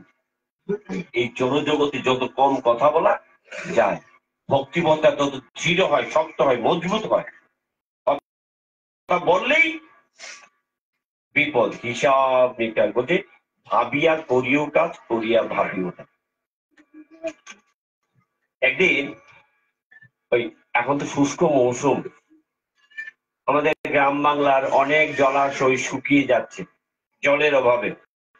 একটা সরোবরে দুটি রাজহংস এবং একটি কচ্ছপ বাস করতেন। অনেকদিন একসাথে থাকতে থাকতে মিত্রতা হয়ে গেছে। তাই সরোবরের জল যখন শুকিয়ে যাচ্ছে, তখন রাজহংসকে বলছে যে মিত্র, তাকে বলছে কচ্ছপকে, আমরা তো আর সেই সরোবরে আসতে পারবো না, কারণ সরোবরে তো জল নেই, আমাদের বিচরণ করার ক্ষেত্র শেষ হয়ে যাচ্ছে, আমাদের খাবার দাবার নেই, আমরা আর আগামীকাল থেকে আসবো না। কিন্তু ঠিক আছে, বেঁচে থাকলে আবার দেখা হবে। কচ্ছপ করজোড়ে মিনতি করে কান্না করতে, বন্ধু তোমরা তো চলে যাবে, তোমাদের ডানা আছে, আকাশ পথে উড়ে যাবে, কিন্তু আমার তো ডানা নেই, আমি কি করব? আমার তো বিপদ, আমি এখন কোথায় যাব? সরোবরের জল তো শুকিয়ে গেছে। তখন রাজহংস দুইটি কচ্ছপের প্রতি একটু অনুগ্রহ হলো, করুণা হলো। কি করা যায়? বলছি, মিত্র, আমরা তোমাকে উপকার করতে পারি এক শর্তে, এক শর্তে উপকার করতে পারি। শর্ত যে কোনো শর্তে মেনে নিতে রাজি, আমার একটু উপকার কর। দেখেন বড় বড় বিলবোর্ড, সাইনবোর্ড থাকে রাস্তাঘাটে, কোনায় লেখা থাকে শর্ত প্রযোজ্য। বলছে যে কোনো শর্ত মেনে নিতে রাজি, কিন্তু আমার উপকার কর। ঠিক আছে, শর্ত কি? বলছে যতক্ষণ পর্যন্ত আমরা গন্তব্যস্থলে না পৌঁছাবো ততক্ষণ পর্যন্ত তুমি মুখ খুলতে পারবে না, কথা বলতে পারবে না। বলছে শর্তে রাজি। ঠিক আছে, রাজহংসটি দুইটি কি করলেন, ওই পাশে সরোবরের পাশ থেকে একটি লাঠি নিলেন। লাঠির দুই পাশে তারা ঠুট দিয়ে চাপে ধরলেন, আর কচ্ছপকে বলছে তুমি মাঝখানে দাঁত দিয়ে একবারে শক্ত করে আঁকড়ে ধরে রাখবে, আমরা তোমাকে আকাশ পথে একবারে বড় সরোবরে নিয়ে যাবো, কোনো চিন্তা নেই। বলছে ঠিক আছে মিত্র। তাই সেই কথা অনুযায়ী কাজ শুরু হলো। যখন আকাশ পথে রাজহংস কচ্ছপকে নিয়ে চলছেন, আর মাঠে ঘাটে যারা কৃষক রাখালিয়ে কাজ করছে তারা কচ্ছপকে অপবাদ দিচ্ছে, ও নিজের সামর্থ্য নেই, অন্যের সামর্থ্যে বাহাদুরি দেখাচ্ছ, অন্যের কাঁধে কাঁধ রেখে ভর দিয়ে জীবন বাঁচানোর চেষ্টা করছো, নিজের সামর্থ্য নেই, অপবাক্য প্রয়োগ করছে। কৌশল। যারা বড়শি দিয়ে মাছ ধরে সাগরে, তারা কি করে, ছোট একটা খাবার দেয়, বড়শি ফেলে দেয়, তারা খাবারের লোভে এসে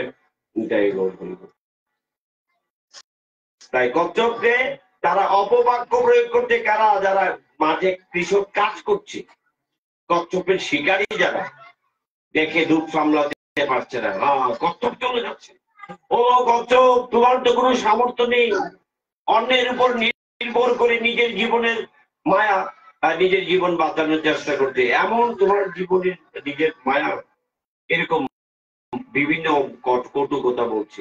কচ্ছপ রাগে বলতেছে, কি করা যায়? আগেই কিন্তু কন্ডিশন, কথা বলা যাবে না, কথা বললে কিন্তু তোমাকে রক্ষা করা যাবে না, কিন্তু অপবাক্যটাতে সীমারেখা আছে, গন্ডি পার হয়ে যাচ্ছে, গন্ডি পার হয়ে যাচ্ছে, এমন সহ্য করতে পারছে না।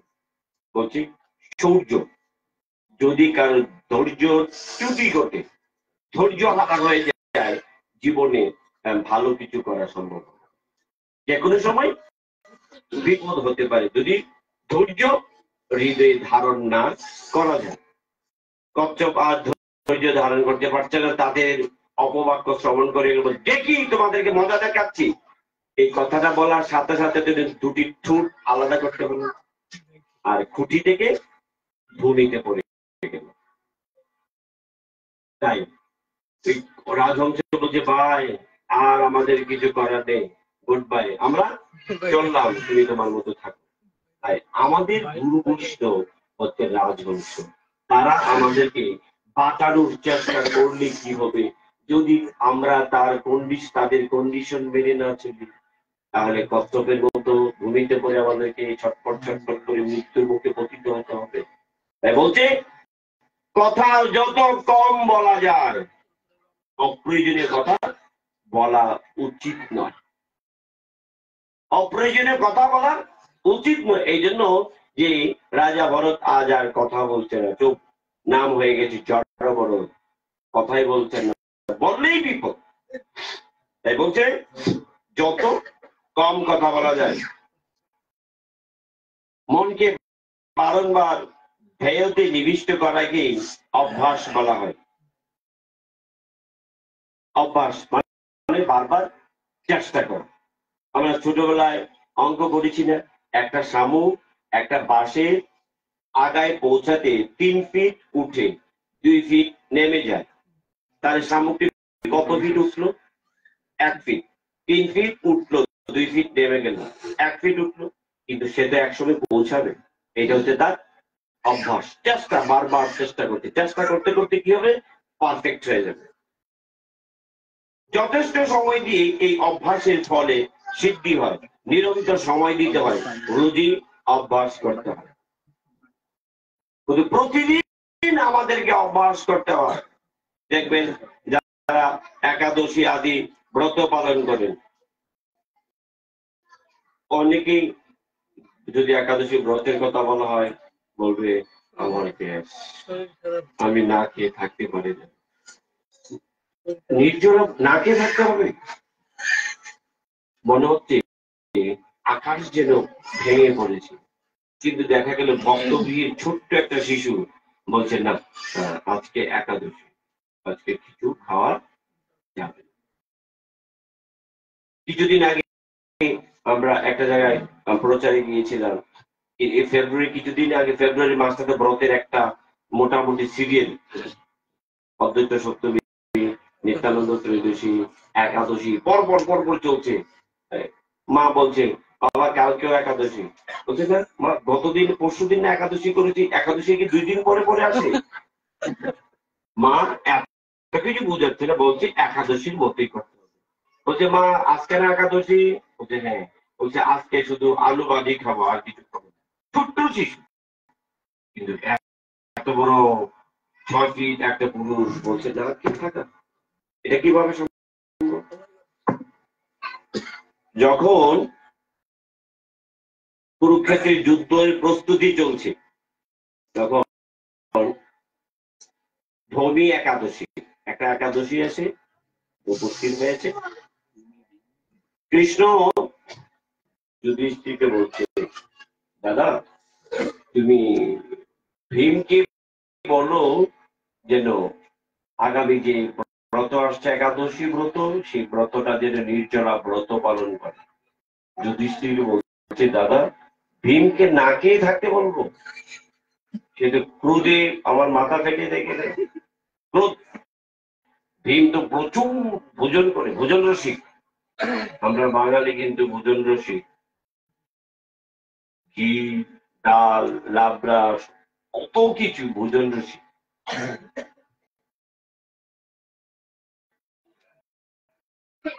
যুধিষ্ঠির বলছে যে ভাই, বাসুদেব বলছে তোমাকে একাদশী থাকতে বলছে, এটা কি?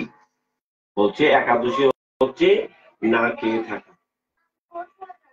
বলছে এটা তো সম্ভব না, আমি তো না খেয়ে থাকতে পারবো না। তাহলে যুধিষ্ঠির বলছে, দাদা একাদশী তো থাকবে। বলছে, তখন কৃষ্ণ বলছে ভীমকে, আচ্ছা ভীম তুমি আজকে না খেয়ে থাকো,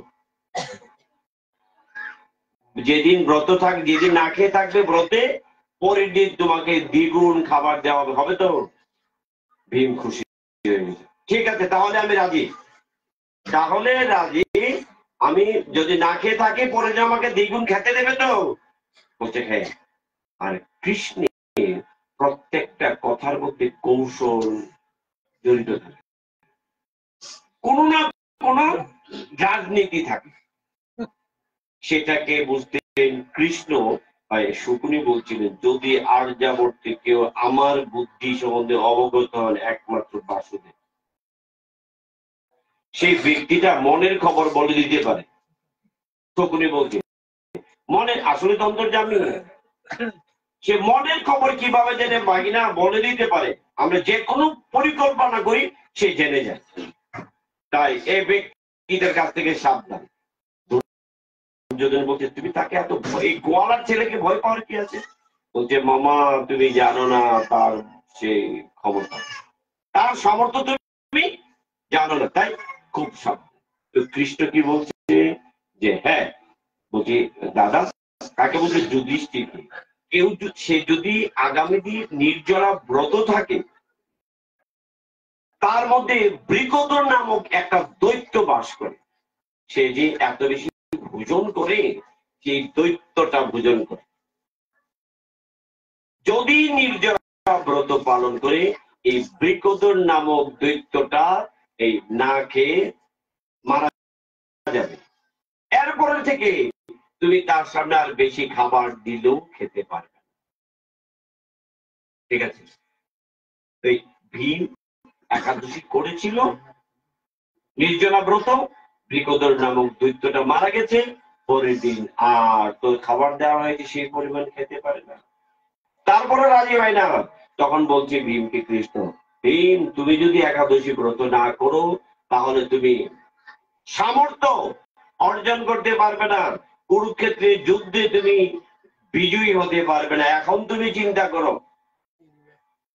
তুমি কি দ্রৌপদীর এই যে অপমানের প্রতিশোধ নেবে, নাকি একাদশী খেয়ে নেবে? তখন চিন্তা করছে প্রতিশোধ তো অবশ্যই নিতে হবে, যাকে যেভাবে ইন্সপায়ার করা যায়, তার মধ্যে পুরো দাঁড় আমি না খেয়ে থাকবো, তবু এই কুরুবংশকে ধ্বংস করতে হবে। ধৃতরাষ্ট্রের শতপুত্রকে আমার নিজ হাতে বধ করতে হবে।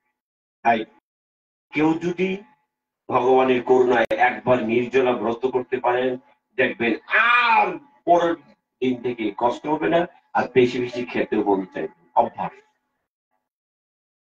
আর কি হয়, সামর্থ্য তৈরি হয়।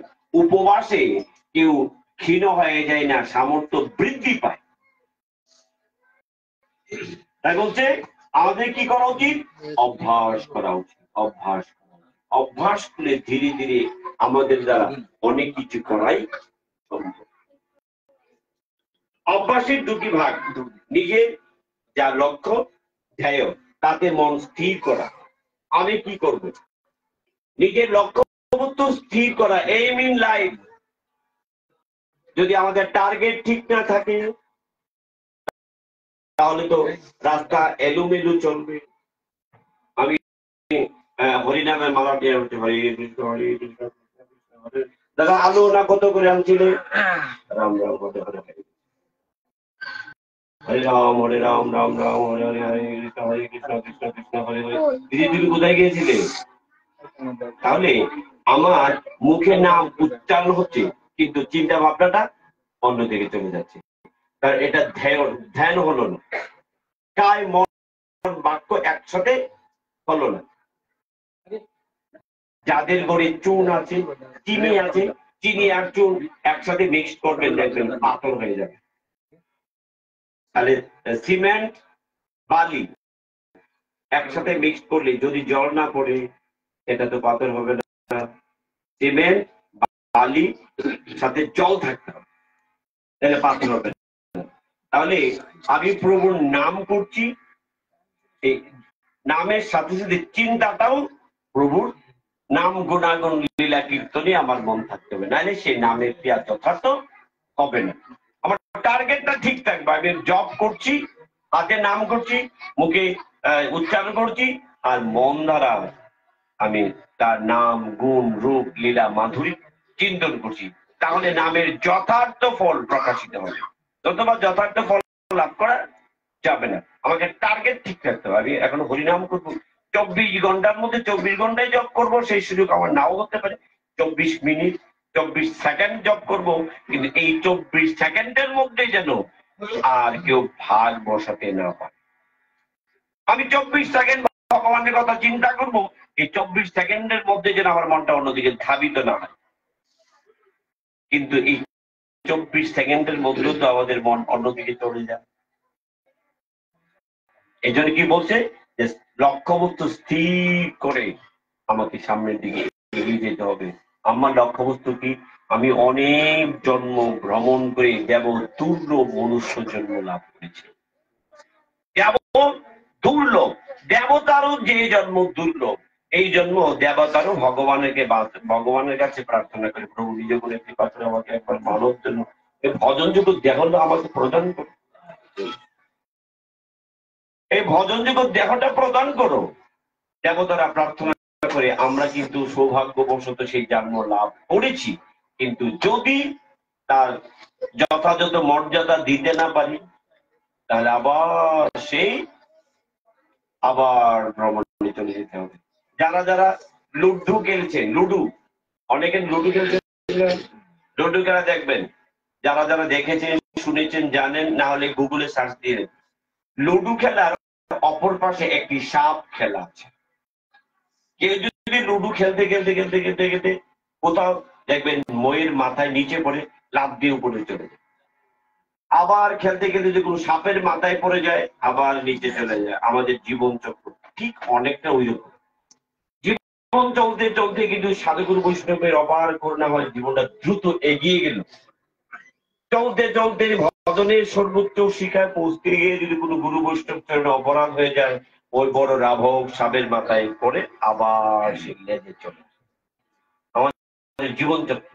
তাই জীবন চালাতে গিয়ে জীবন পথে চলতে গিয়ে যেন ভুল না, যতটুকু সম্ভব কম, কিন্তু যেন পারফেক্ট। অনেক আমি 10 পৃষ্ঠা লিখবো, যদি ভুলে ভরা থাকে নাম্বার, যতটুকু লিখবো পারফেক্ট, অল্প লিখাই নাম্বার ভালো আসবে। তাহলে আমাদের জীবনযাত্রাটাকে ওইভাবে লক্ষ্যবস্তু স্থির করে চলতে হবে। গুরুদেব বলছেন, কি বলছে, দ্বিতীয় কোনো বৃত্তি বা অন্য চিন্তা এলে তাকে উপেক্ষা করা, তাতে উদাসীন হওয়া। আমাকে বলছে নিত্য নিয়ম যা যা করার প্রতিনিয়ত করা। গুরু মন্ত্র প্রতিদিন আমাদের জপ করা উচিত। গুরুদেব দীক্ষার পরে বলছি তোমাকে এই করতে হবে, এই করতে হবে, দীক্ষা মন্ত্র জপ করতে হবে, হরিনাম করতে হবে, একাদশী আদি ব্রত পালন করতে হবে। শুধু একাদশী না, একাদশী ছাড়াও আরো কিছু ব্রত আছে। চিত্তানন্দ ত্রয়োদশী, অদ্বৈত সপ্তমী, রামনবমী, নৃসিংহ চতুর্দশী, শিব চতুর্দশী, গৌর পূর্ণিমা, রাধাষ্টমী, জন্মাষ্টমী, এই ব্রতগুলিও আমাদেরকে পালন করতে হবে।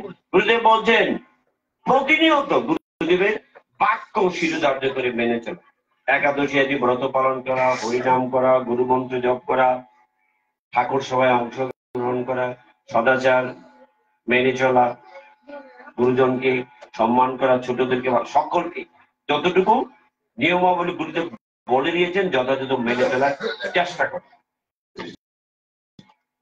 মন যেখানে যাক সেখানে যেন নিজ লক্ষ্য ইষ্টকে দেখা। মন আমার অনেক জায়গায় যেতে পারে, সেখানে যেন আমার ইষ্টকে দেখতে পাই।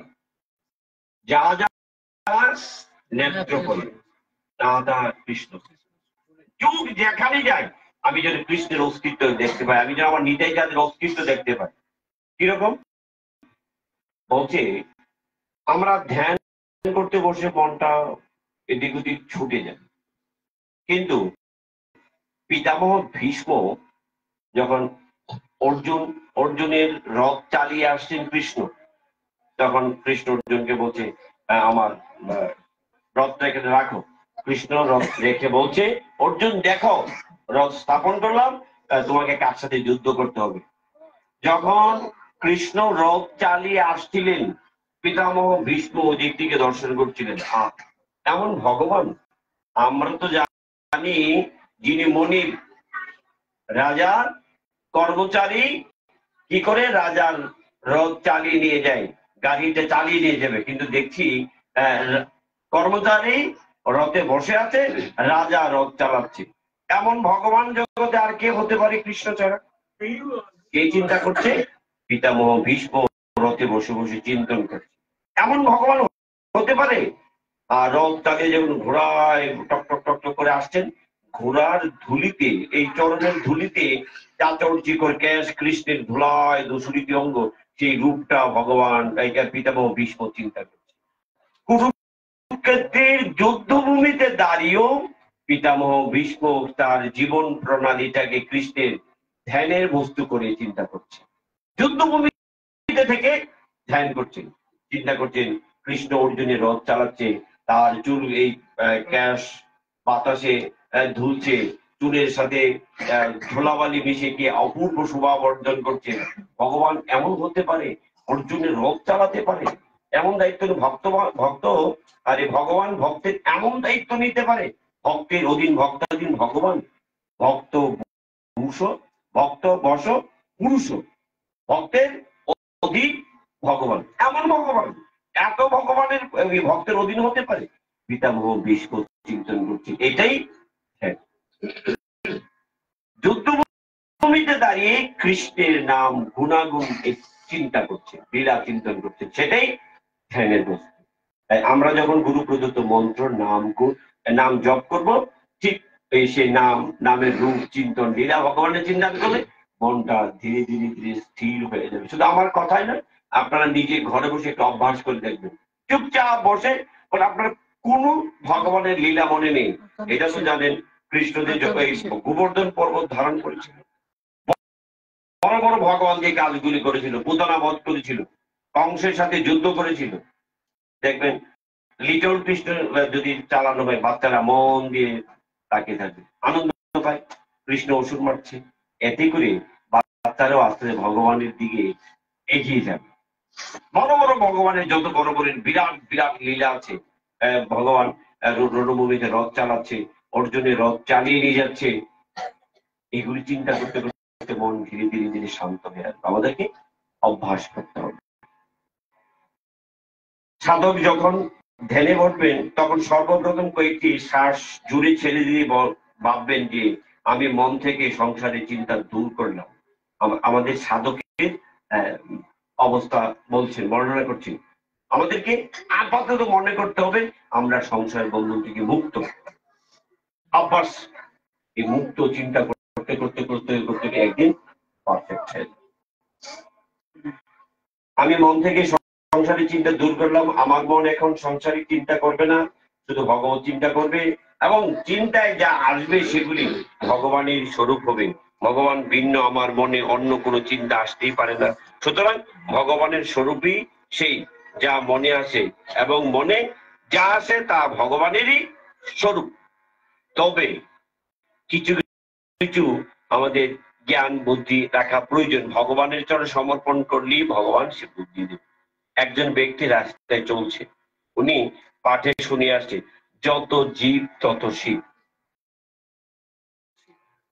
যদি প্রয়োগটা ভিন্ন হয়, যত জীব তত শিব, কথাটা কিন্তু যথার্থ। উনি পাঠে শুনে আসছে, শুনে আসার পরে বাড়িতে যাচ্ছে, এমন সময় একটা হাতির পিঠে চড়ে এক ব্যক্তি রাস্তায় দিয়ে আসতেছে।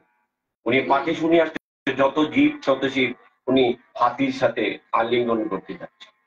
আর হাতির উপরে যে বসে আছে সে বলছে, ভাই তুমি দূরে সরো, যদি তুমি হাতির কাছাকাছি পথ না ছাড়ো, হাতির পদদলিত হয়ে তোমার প্রাণ যেতে পারে। বলছে না, আমি পাঠে শুনে আসছি যত জীব তত শিব, হাতি আমাকে কোনোদিন পদদলিত করতে পারে না। তাহলে আমি যদি এই হাতিকে শিব মনে করতে পারি, তাহলে হাতির উপরে যে বসে আছে সে যে আমাকে মানা করছে, তাকে যে আমি শিব মনে করতে পারছি না। তাহলে চিন্তা ভাবনাটা ভিন্ন। প্রয়োগটা যেন যথাযথ হয়, প্রয়োগ যথাযথ। কেমন বলতে, আমাদের অঙ্গ প্রত্যঙ্গ আমাদের দেহের প্রত্যেকটাই আমাদের গুরুত্ব বহন করে। এখানে যদি মশা কামড়ে কষ্ট হয়, এখানে কামড় শরীরে যে কোনো জায়গায় ব্যথা পেলেই কষ্ট হয়। তাহলে কিন্তু প্রত্যেকটা অঙ্গ প্রত্যঙ্গের কিন্তু একই ভূমিকা পালন করেন না। হাতের সাথে হাত লাগলো, হাত ধোয়ার প্রয়োজন নেই, কিন্তু হাতের সাথে যদি পা লেগে যায়, ভ্রন্তে স্পর্শ করতে আপনাকে হাতটা ধুয়ে নিতে হবে। যদি কেউ বলে এটা তো আমার অঙ্গেরই একটা অংশ, আমি কেন হাত ধুইতে হবে, বলছে না, শাস্ত্র জেনে শুনে বুঝে আমাকে অগ্রসর হতে হবে। একটু জ্ঞান বুদ্ধি রাখার দরকার। জ্ঞান বুদ্ধি কোথায় থেকে পাবো?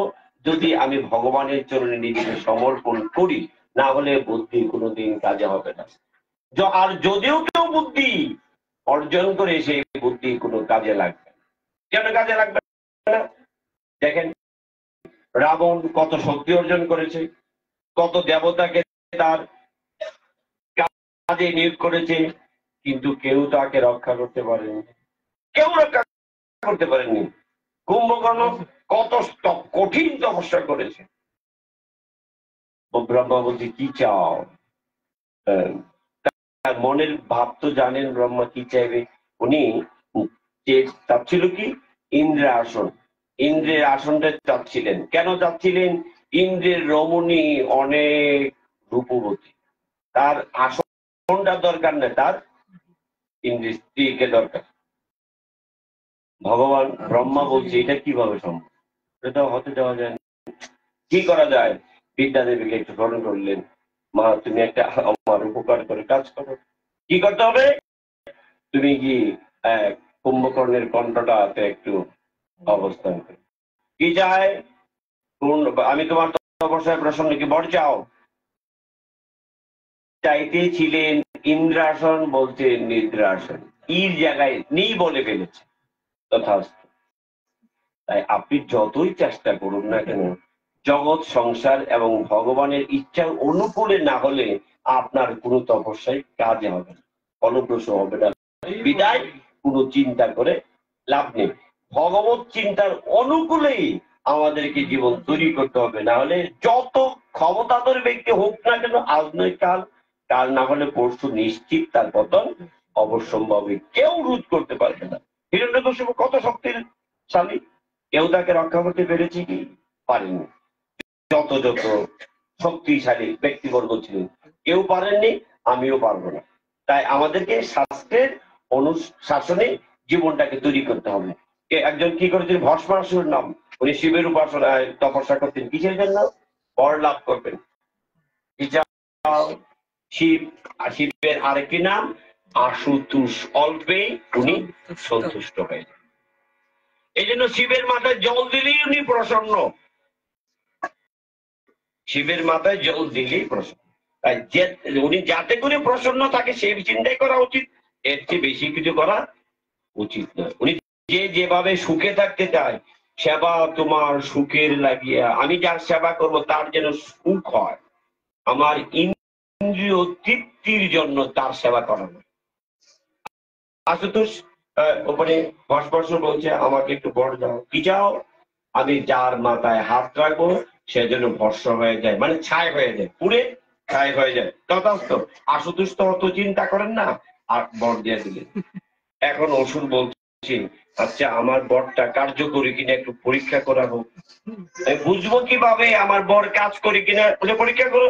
বলে না, তোমার হাত মাথাটা দাও, হাত রাখি তোমার মাথায়। বলছি এটা কি করে? বলে না, ছুটছে নারায়ণ নারায়ণ, বলে নারায়ণের শরণাপন্ন হলে। বলছি কি হয়েছে? এই অবস্থা। নারায়ণ মোহিনী রূপ ধারণ করলে, আর এমন ভাবে নারায়ণ মোহিনী রূপ ধারণ করে একটা হাসি দিয়েছে নৃত্যর ছলে, ভাবে তাকিয়েছে। যারা সাধক পুরুষ তাদেরকেও একটু সজাগ থাকতে হবে। সেটা কি আসলে রমণী নাকি মোহিনী? তাহলে ভস্মাসুর যেমন বিপদে পড়ে গেছে, আমার আপনার কিন্তু সম্ভাবনা থেকে গেছে। সাধু সাবধান। সাধু কেন সাবধান? বলছি যার পাঞ্জাবি যত সাদা তার স্পট ছোট হলো বেশি দেখা যাবে, যার বস্ত্রটা মলিন তাতে তো আর মলিনতা দেখাই যাবে।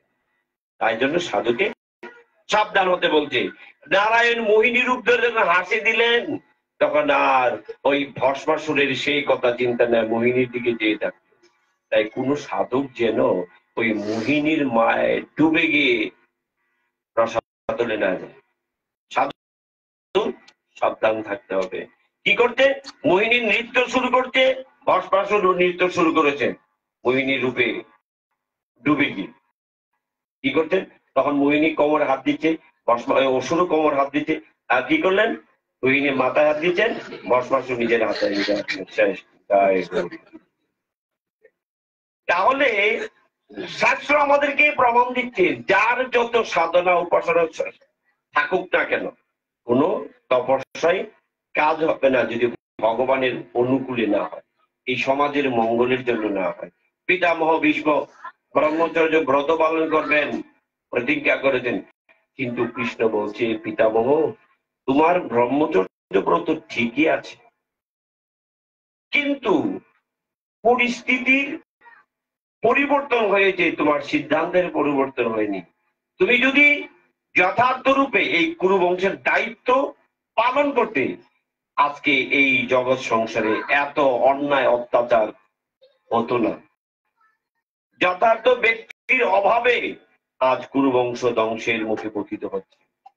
ধৃতরাষ্ট্র অন্ধ, জন্ম থেকে, এমনি তো দৃষ্টিশক্তিও অন্ধ, পুত্র স্নেহে অন্ধ, পুত্ররা অন্যায় কাজ করছে বাধা দিতে পারছে না, জানেন অন্যায় কিন্তু নিষেধ করতে পারছে না। স্নেহ মায়া, এটা হচ্ছে মায়া, বন্ধনে আবদ্ধ।